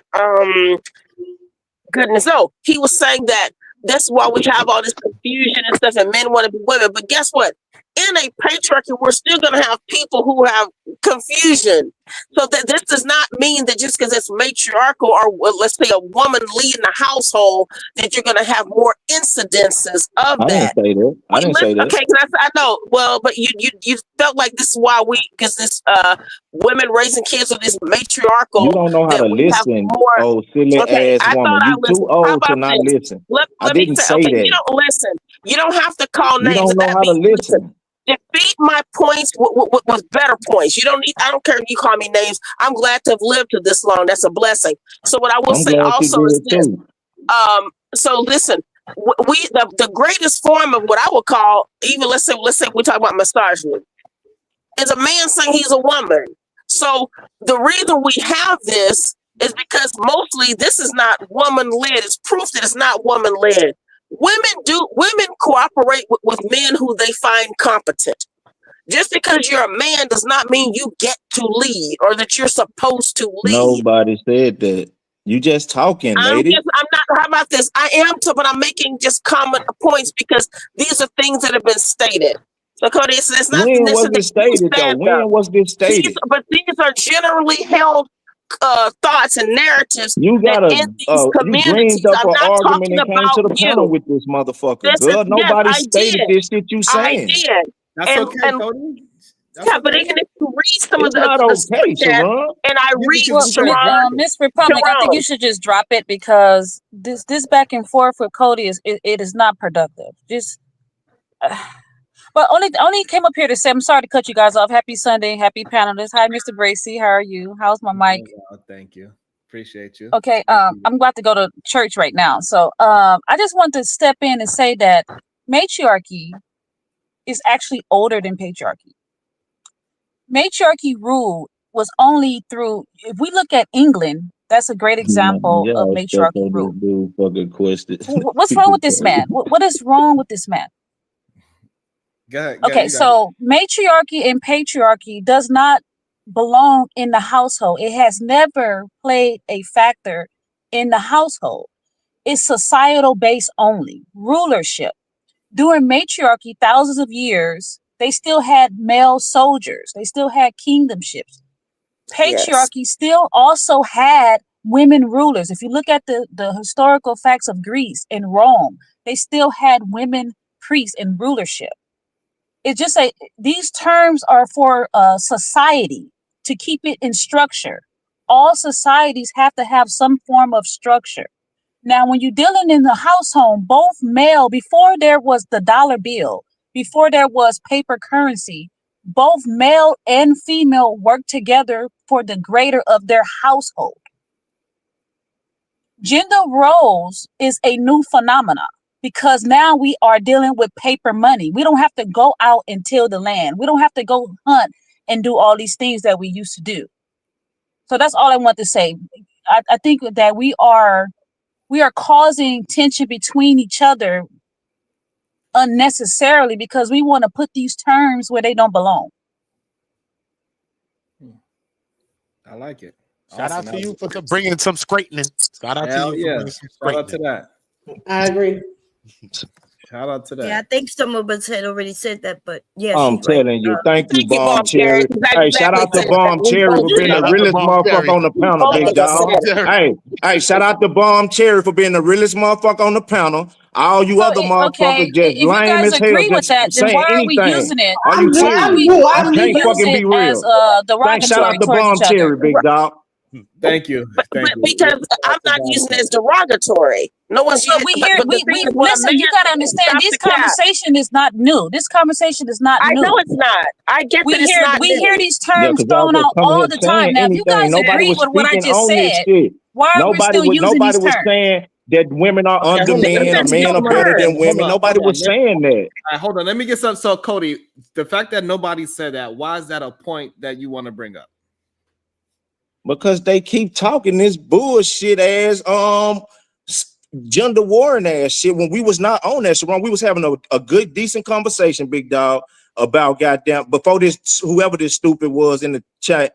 My fault, big dog, whoever you is, brought up this bullshit ass feminism whole ass shit. You feel what I'm saying, big dog? We was not discussing that. That was not what we was on.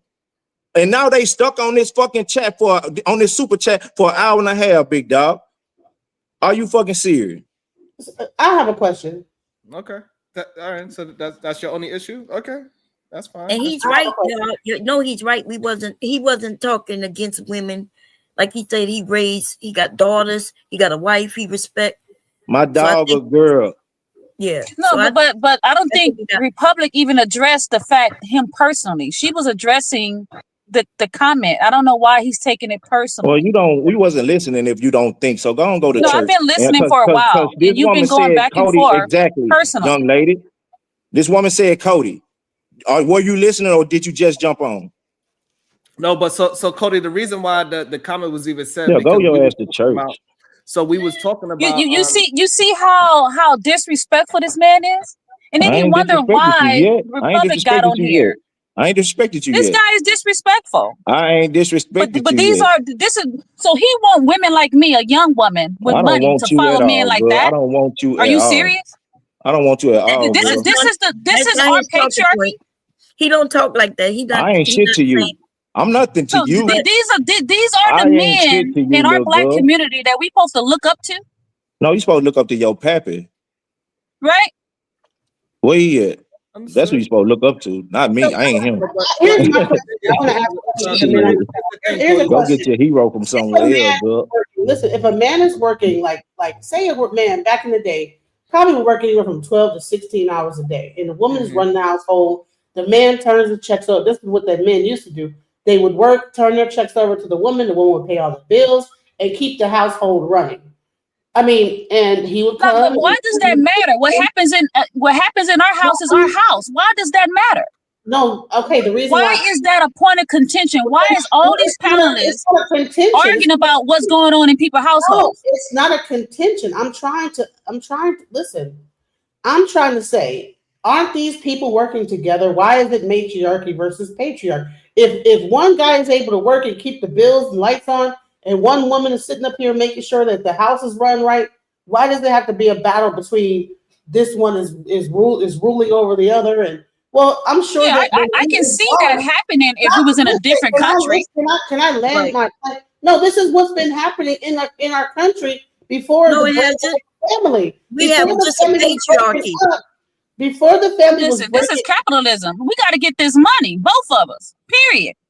But listen, there might be a time in a marriage where the man might lose his job and the woman got to work, or the woman lose her job and the man got, or they both have to work. I'm saying is why is like one got to rule over the other? But that has nothing to do with patriarchy. In some way, in an equal format, whether it's them taking care of the kids so the man can work, or he might have to take care of the kids so the woman, because she might be primarily able to get a job quicker. I believe that what happens is that we try to make it, the man has to be over it. And so therefore it's like, well, what if you lose your job and you're not the one being the primary caretaker, breadwinner, and the women have to be the breadwinner for the moment until you find another job. I'm talking about like, why is it a thing where one has to be the ruler over the other? That's my question. But I thought we were talking about matriarchy and patriarchy. I thought we already said that has nothing to do. I thought it had nothing to do with.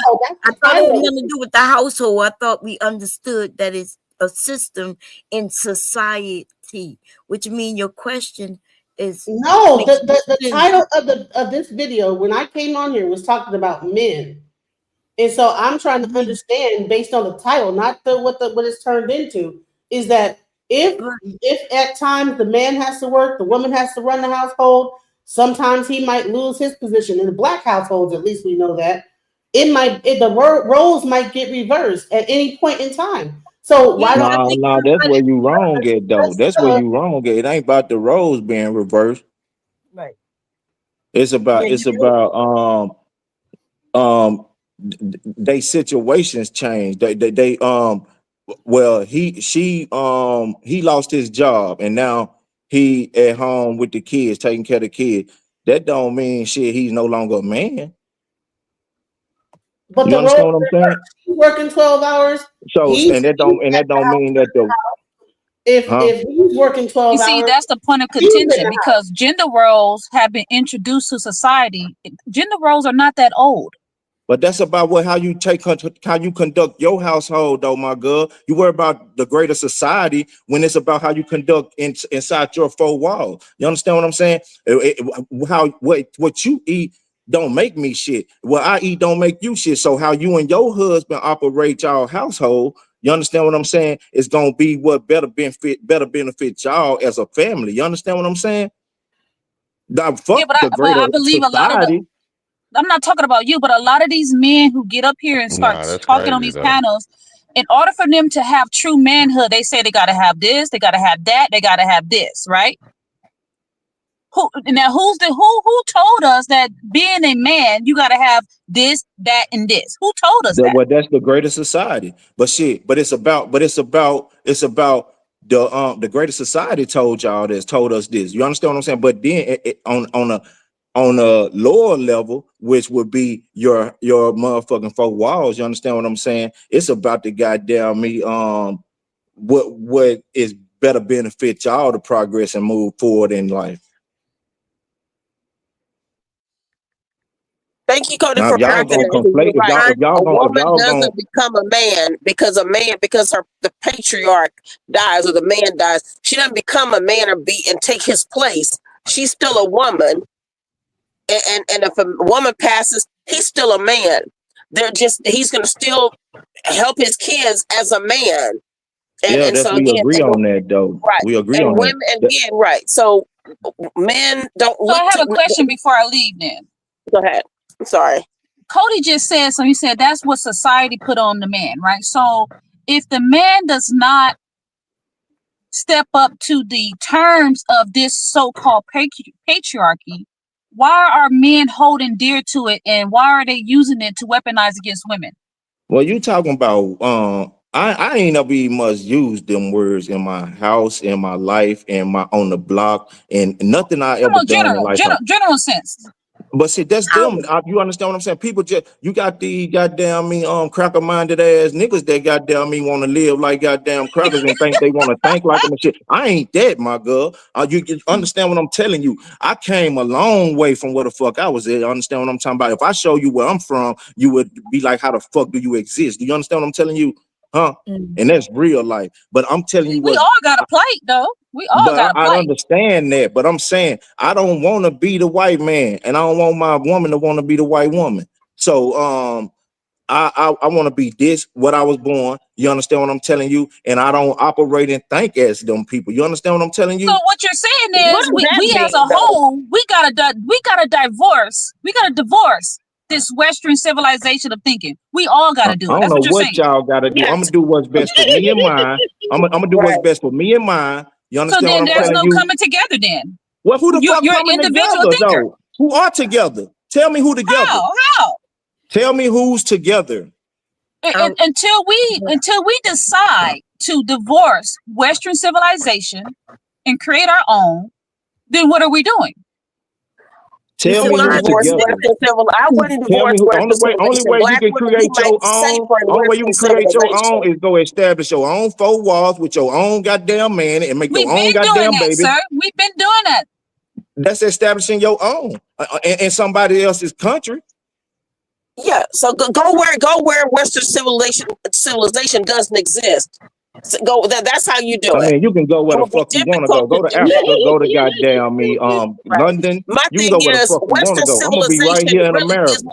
Your problem, right? So when I hear even black women say that, Republic, because they demonize black women. Oh, we not in our roles. We're too masculine. We're too this. We're too that. You know what I'm saying? Even a conversation about whether you're gonna let your daughter marry a Dusty, that's patriarchy ideal. Like you're telling me you're not gonna let what Truth was talking about. Oh, I'm not gonna walk my daughter down the aisle. I don't think like that. But he never said about anything about. He didn't say anything about not letting his son marry a porn star though. Yeah, but he's stupid though. What the fuck are you talking? You can't just argue stupid ass point. I bring it up, Cody. Listen, the reason why I bring it up, there's this. They talk about 304s and all that, right? Y'all just repeat stupid shit to this argue, rich man. soccer player. He's marrying a porn star right now. He said he's gonna get her off the market. Though? Why repeat that? You know he has no control over that. Well, I mean, it just makes no sense. But Cody, that's not the first time we've heard that. We've heard this critical analyzation. Listen, Cody, listen, sweetheart, young lady. They just on the internet we've heard talking. this before. These niggas' daughters is on the goddamn pole we heard this before. The burden of the critical correction is always on the daughters, and I never hear these males talk about their sons. Okay, but okay, so wait, can I clear something up? Because they scared earlier, them niggas might buzz their ass too. On the panel today, the men up here were not on that. In fact, they was talking about men taking responsibility. These men need to stop blaming women. Everybody up here was on that. Thank you, so I'm just talking about specifically the daughters, like saying, "Oh, she can't bring a know nothing dude at the house." I've heard that countless times, but they never say they're not gonna allow their sons not to bring a no shit girl to the house. On the benediction by now, you ain't here bullshitting with us. Yeah, because we just heard Cody say that if a man anybody want to be saved, he's stupid. We heard the men who care about their children, they really just care about their children.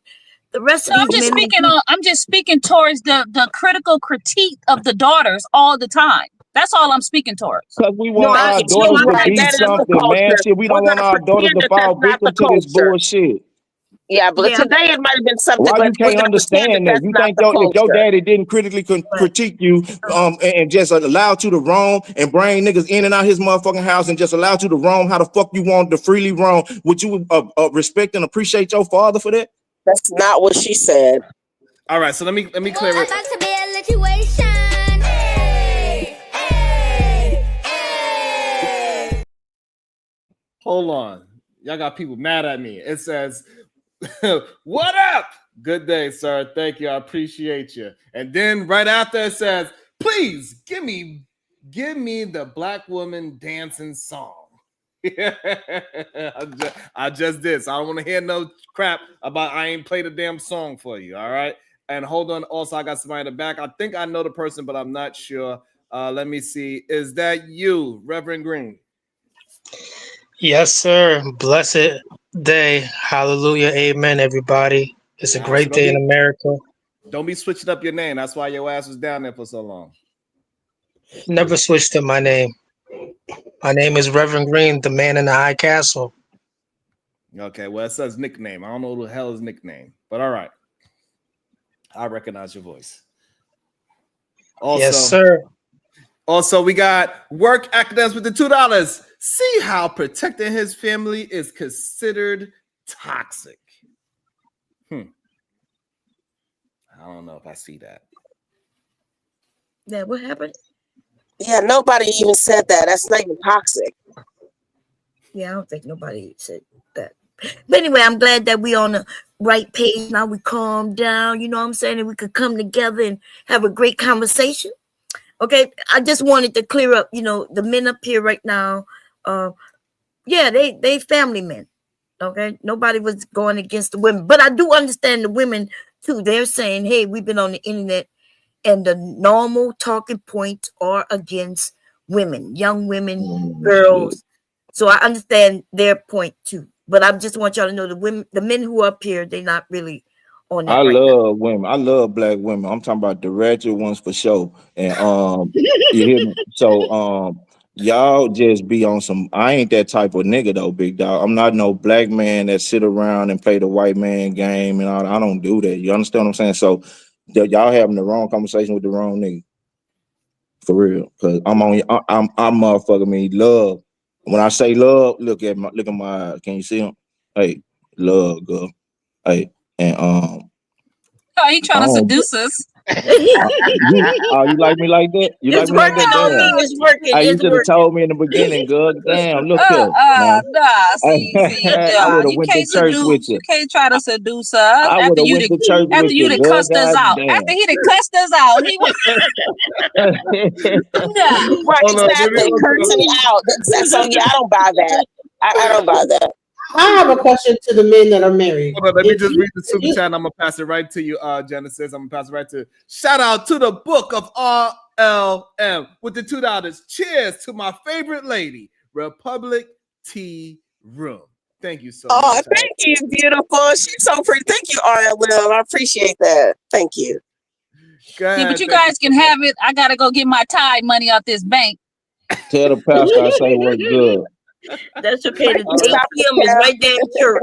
The ATM is right there in church. Speak to you soon. Thank you for showing up. I really love that. Thank you. Tell the pastor I say what's good. And DJ Genesis have a question for us. Go ahead, DJ Genesis. Yeah, mainly the married guys. I really want to understand this. If this is what you guys, how do you guys see about this? Because we're talking about the men's role, right? So if you were to, before you got married, if your wife had more money than you and lived in a really nice house, would you move into the house with her? Say you were in an apartment before you got married. Would you move in with her, or would you say no? You got to move out. We got to get a house together, or you have to move into the apartment with me. What would be the situation in that case as a man? That's a heavy man question. That's not for married man. Ask it one more time so everybody can get it. Say it one more time.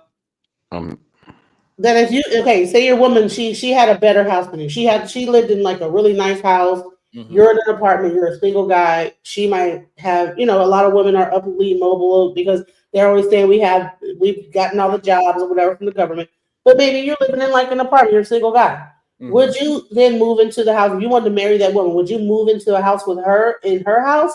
Or would you say, no, we have to get our own marriage house? Or would she have to move into the apartment with you in order for you to get married to her? Okay, go That's a ahead. great question. It is. Are we I gonna don't think start? it matter. Okay, we're gonna start with KT to go. Would you move into her house, or would you try to get her to move into yours? Man, I move in her house. Okay. I don't think that's the terms of leadership, though. That don't make you a leader because you got the most money, or that wouldn't change your like the amount of money you have does not change the amount of contribution I can bring from that moment forward. So, yeah, The reason why I'm asking is because let me give you context. I was watching a Wait, show with an hold on 1 African second. guy. Hold on No, 1 let me second. answer. Hold on, Okay, I'll y'all. let him answer, and I'll tell you the context afterwards. Okay, I got you, but hold on 1 second. For the people that he does sound like Joseph, but he said he is not Joseph. We done questioned him before. We integrated him before, and he does sound exactly like him, but it's not Joseph. According to him, he's not in the same town. He didn't grow up in the same place. We asked him a bunch of questions, and either Joseph is a really good liar, which is a possibility, but this is Reverend Green, not Joseph. We never seen his face. We only had his voice. Yes, we interrogated this man very thoroughly, asked him a bunch of questions that only Joseph could answer, and he had the wrong answers. It's either that or Joseph is just that good of a liar that we didn't catch him up yet. And so that is not Joseph. Wow, it's deep.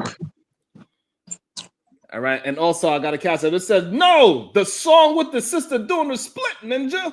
Damn, that super chat is $50. God damn it! But I got you to say Black Hawk because you always show me some love and support, so I got you. Okay, so KT said it doesn't matter. Uda, what is your thoughts on would you move into her big, beautiful 4-bedroom house?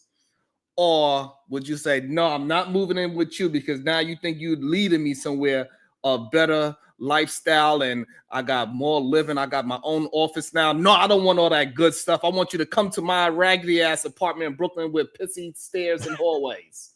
I don't know about all that. I don't know. I might be George Jefferson in my ass about the situation I was in.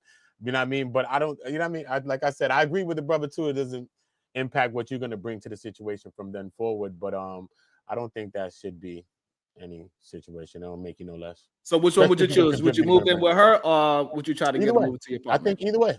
Either way is good for me. It don't matter. Choose one. I was living over there. I'd probably go with her. Fuck it. I'm out. Okay. Cody, what's your thoughts? Would you move in with her or would you try to get her to move to your apartment? Well, I don't like being put out of shit, so I ain't going over there. And I agree with him there, bro. And so we gonna wait our leases out and we gonna put our heads together and find us something together. You know what I'm saying? And shit, we're gonna go from there. I'm not gonna move in her house with her or anything like that. No. Okay. No, don't forget that we talking about marrying each other too, not just boyfriend and girlfriend. Yeah, we talking about marrying, but okay, we ain't gonna get married at the stage where we living separate. You know what I'm saying? So by the time we get to the point where we gonna be getting ready to get married or whatever, we gonna goddamn me get us a place, have us a place. You know what I'm saying? Okay, so all right, fine. That's Creator, are you there? I'm not sure if Creator's there. All right, so we're gonna go to Reverend Green, aka Prop Joe. What's your thoughts on the question? Yeah, my name is just Reverend Green, sir, Mr. Bracy. I would think that it's especially important today because this is going on right now with the younger crowd. And as a grown man who's not a young person, I would say what I know, I would hold off from moving in. Also, in addition, How many kids does she have? Does she have kids? Oh Lord. Is she all for me? Oh damn. Listen, the way that the All whole right, thing. we don't have to answer that. It was a hypothetical. Now he It was want to like a add variables hypothetical. for no reason. It don't matter. You sure So that's not Joseph? I would answer it so this way you could get to your second part of your question, DJ Genesis. Me, if she has a 3 or 4 bedroom house and I have a studio, I'm moving in with my baby girl, and we're gonna have my name on that goddamn deed as well because we married now. So that shit is half mine now anyway. So therefore, baby girl, I want to turn that extra bedroom into a studio. Your mama can't live here, by the way. She own this house? She owned the house. Yeah, that was the scenario. Yeah. I ain't hear that So, part, so but this is we why selling going over I there. asked that question. I was watching a live on We Instagram. selling that motherfucker. So you're saying you would move into there out the mud? Huh? You're saying that if she owned it, you would move in there? Hell no, we selling that motherfucker. Okay, so let me. I was No. watching. Okay, so I was watching a thing on Instagram. There was an African guy, and he said that black men would they would go for anything. He said that an African guy, no matter what the situation was, would never move into the house. If he was living in a cardboard box, he would never move into a house with a woman, whether she owned it, it was a mansion, whatever. He would never do that. He would say, you have to either sell your mansion, we get a house together, or like there's a no-go. So what do you think the cultural difference is between an African man versus an African American man that would make them even willing to move into a house with a woman just because it might be a better house? And then their thing is like, I would never do that, no matter what I'm doing. Excuse me, answered hey, no. DJ, in the beginning of the question, you were saying like they was Getting married. they wasn't married, they was single, they was dating, No, right? no, he said if they were getting married, if they were to get married They or was whatever, finna get married though, right? yeah, they're fixing to get married. All right, yeah, hell no, I'm not. They would never move. They would make the woman have to fixing to get sell married. that house and get a whole new house together. Y'all about But to they get would married, not is what I'm move saying. into You know the what I mean? house with the woman. Yeah, but those Africans are lying because lots of women who have property over there, right? The woman family may have the property and they move in with the women, right? Her family is the one supporting them. So whoever said that said these men be lying. A lot of these men. I mean, I'm not seen even that with gonna some make. African people too. I've seen that. Not man. only that, Yeah. Mark, People in New I York. think it also would show. I also think it would show bad leadership if you would try to not go to the better situation or better environment for you and your family. No, That y'all Sharon, attempt but it ain't about being better because it's about the fact that y'all coming together as a unit, right? And even if your shit was better, y'all just put it so happened where the man shit was worse all of a sudden for some reason. I guess we are Sharon's show, so the nigga ain't got shit. But yeah, the nigga house raggedy all in every goddamn conversation though. But why his shit gotta be raggedy as fuck? But she didn't Maybe say he it was just raggedy. don't want to live. Maybe he just don't want to live and move in with a woman, and he got a nice motherfucking spot, and he like shit. I ain't motherfucking me. You don't want to come over here and live in this motherfucker either, because I've been on all the walls, floors, and goddamn ceilings in this motherfucker. So guess what? We gonna motherfucking me get rid of both of these motherfuckers, put this bread together, and get us some bigger, better than damn one of us ain't had. No, Cody, what we saying is what we talking about is just what we talking about is just her scenario. That's it. We ain't trying to paint it into no picture. So you But don't I'm have to saying use you your talking like the nigga shit just ragged. He living on side the street. This nigga live in front of Walmart in his van and shit. Come on, man. Big dog. Why is she fucking with this nigga and she so fancy? Hold on, big dog. I'm worried about her priority. Cody, all I'm saying is this. So if I'm just saying I ain't never moved in with into a woman's house. I ain't never did it. However, what I'm saying, if I was dating a woman and she had a better living situation where it makes sense, I would do that. And you ain't gotta pay shit. And you ain't gotta pay shit. That part doesn't really. No, I'm saying, just making the look, best decision. I ain't Like, going fuck over if it there though, goes That's big what I'm left. dog. saying. That's what I'm not I'm going over basically. there, But Sharon. no, I'm but gonna keep Cody, what my I'm saying is spot, that from, and so then like, Cody, no, cause but it's Cody, just from during the what I'm dating saying that process, right? no, what They're I'm about saying, to get married. hold They're on, about what About to to I'm get married, ain't married. hold on. What I'm Right. saying is that based on the information that was given, I'm saying I'm just going to make the best decision of what we have together. Yeah, the That's best all. decision is to stay in your own shit and save your bread while you pay your bills. Her stay in her own shit, save her bread. She don't even got no mortgage. She own it, right? So she or y'all talking about the other own. So no, the mortgage. Most people are mortgage. They got a mortgage. all right, so she got a mortgage, but so she pay her own goddamn mortgage and goddamn me, because I ain't into helping girlfriends on a motherfucking thing. Yeah, You we're hear not me? talking about, that's fine. We're not talking, but I'm saying let's not add on to the scenario because I agree with you on that too. So Now, what I was saying, what I'm saying is that if we are deciding to get married, if she has a property, that is my property as well now. I ain't so going. I'm trying to a get 20 year somewhere old, we can all say, Ron hey, is right. look, Once we you're can just married, come together and pick a spot somewhere in the goddamn rural area where they just developing, and we got a nice ass piece of little old land and a big ass house sitting on this motherfucker. I'd rather do it that way. All the walls new, all the floors new, all the got toilets new. Ain't no asses set on these motherfucker, but me and yours. You hear me? So that's what I'm on. And shit, we starting anew. And nothing, but the thing is that nobody says anything wrong with what you saying or what KT said. We just wanted to hear the opinion of it. That's all. It's no wrong answer, to be honest. As long as your woman is down with it, hey, that's all that matters. yeah, I think I'm the only one who said no from the beginning. I've been saying no before you got here, boy.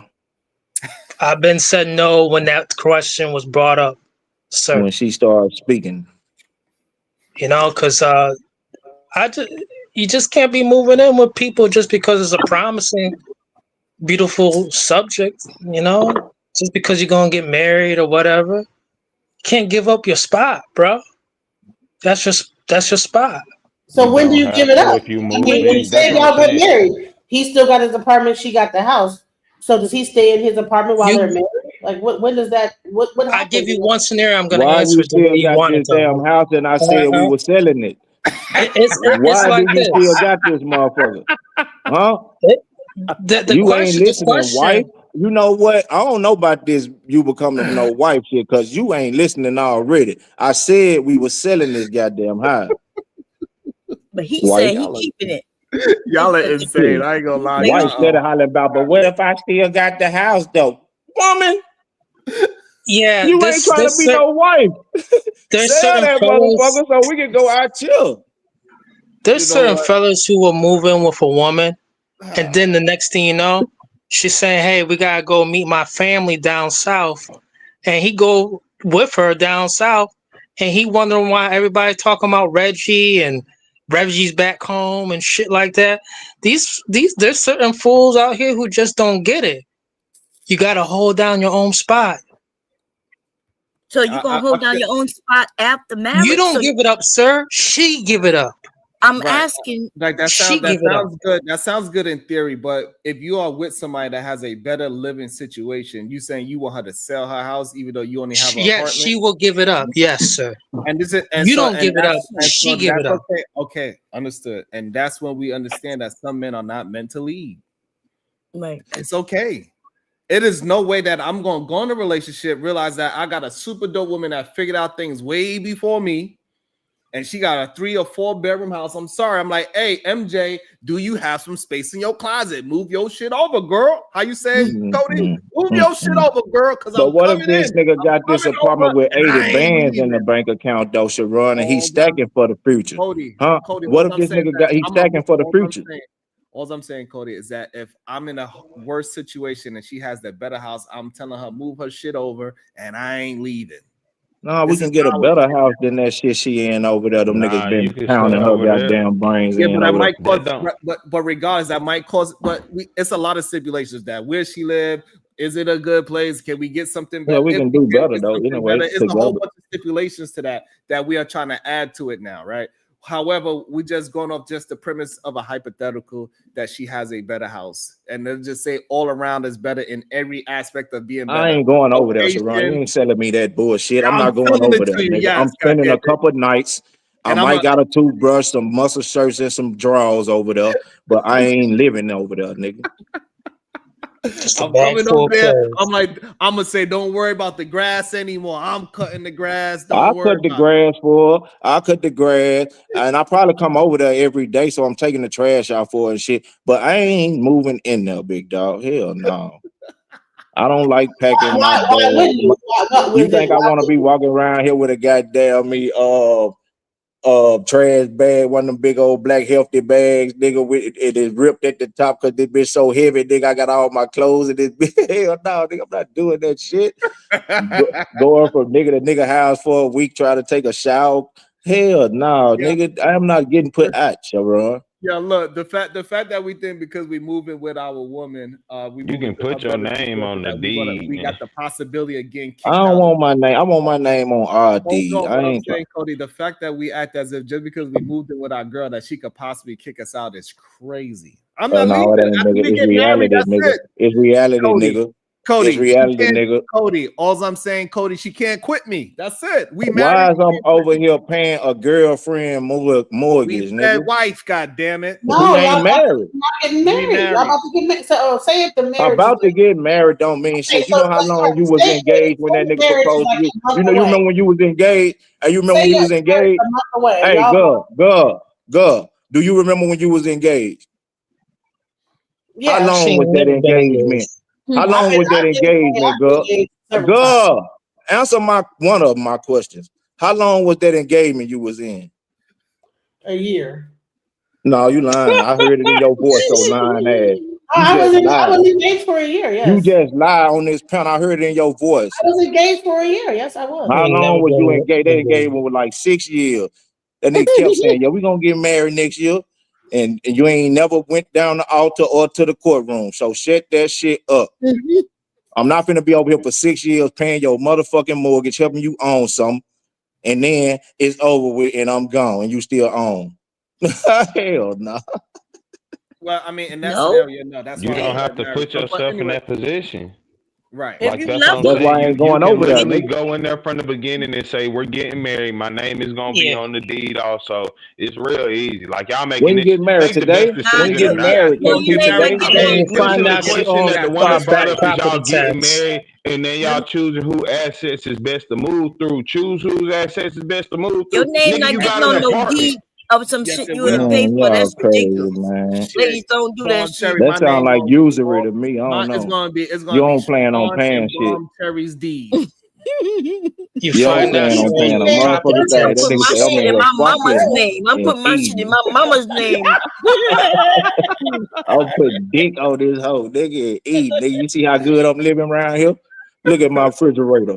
That ain't your refrigerator, nigga. That's her. This nigga come in here and stake claim on everything. Hey man, don't sit on my couch like that. Nigga, that ain't your couch, stupid ass boy. It's our couch. Everybody on this couch. Oh man, my house and my daughter name, like your damn light bill. That No. nigga say, hey, look, Leaky got it. you My know house we in got a his name. Sub-Zero refrigerator in there. Nigga, you ain't got no Sub-Zero refrigerator. Talk your shit, Cody. Most people don't even know what a Sub-Zero refrigerator is. Talk your Hey, shit, Cody. nigga, you ain't got no Sub-Zero. She do, nigga. Sit lad, boy. Y'all are nuts. I ain't even get to the goddamn review, bomb. Like normal, Because of like that whole ass super chat you let these goddamn, I ain't gonna say it, but you know what you did. better not say it. I respect black women. I love them to death, boy. If I leave, that's when I'm getting the nerds and like the urgent. You hear me? You ain't shit, Cody. So nigga, hey, I love them, boy. Shit, That Sugar that Bomb, where your ratchet ass said at the go-go. So I know yo, Sugar Bomb ratchet ass at the go-go that somewhere. cast iron skillet about to fly at his head in a minute, y'all. hey, Bomb Cherry, she in the kitchen too. She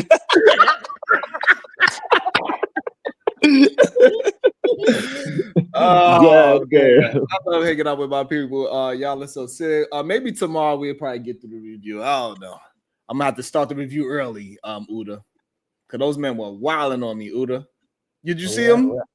Which panel? Which one? Over there, Is He Blind or Is He Broke's panel. You know him? On Izzy's channel? No, I didn't get to see the whole thing. I didn't get to see. Oh, you the didn't? No.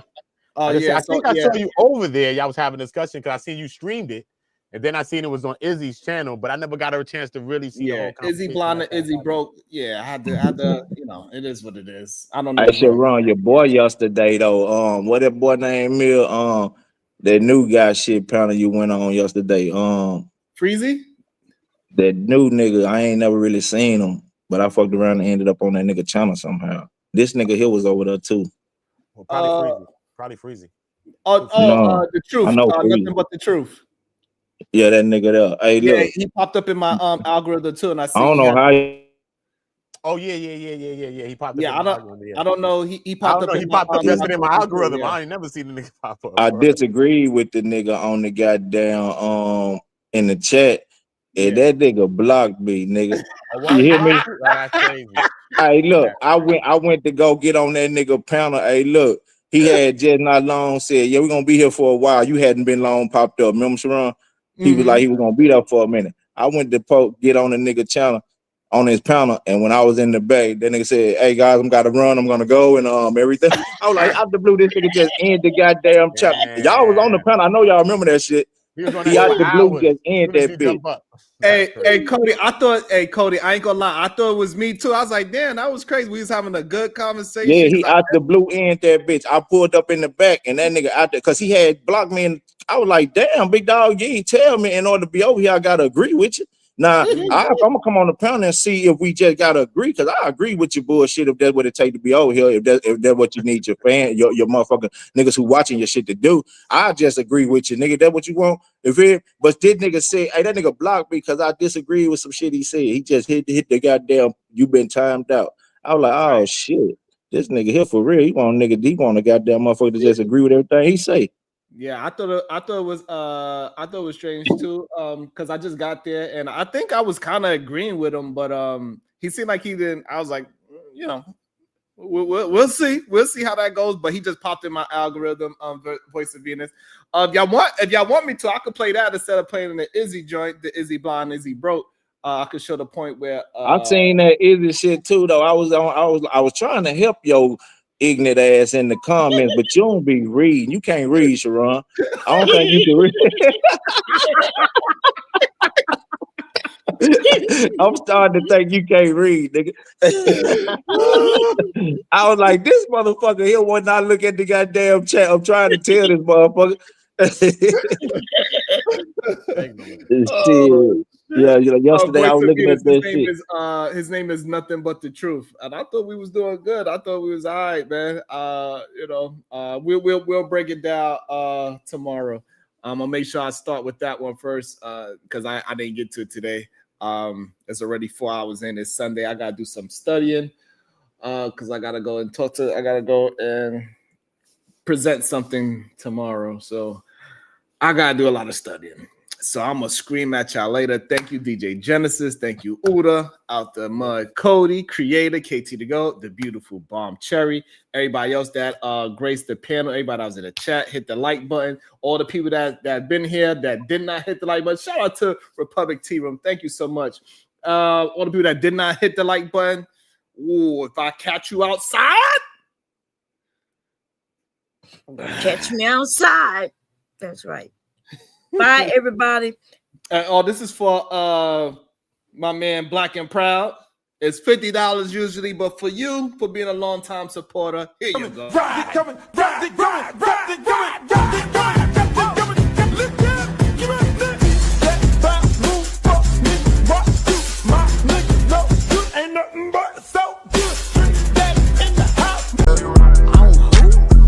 Nothing wrong with being. Let me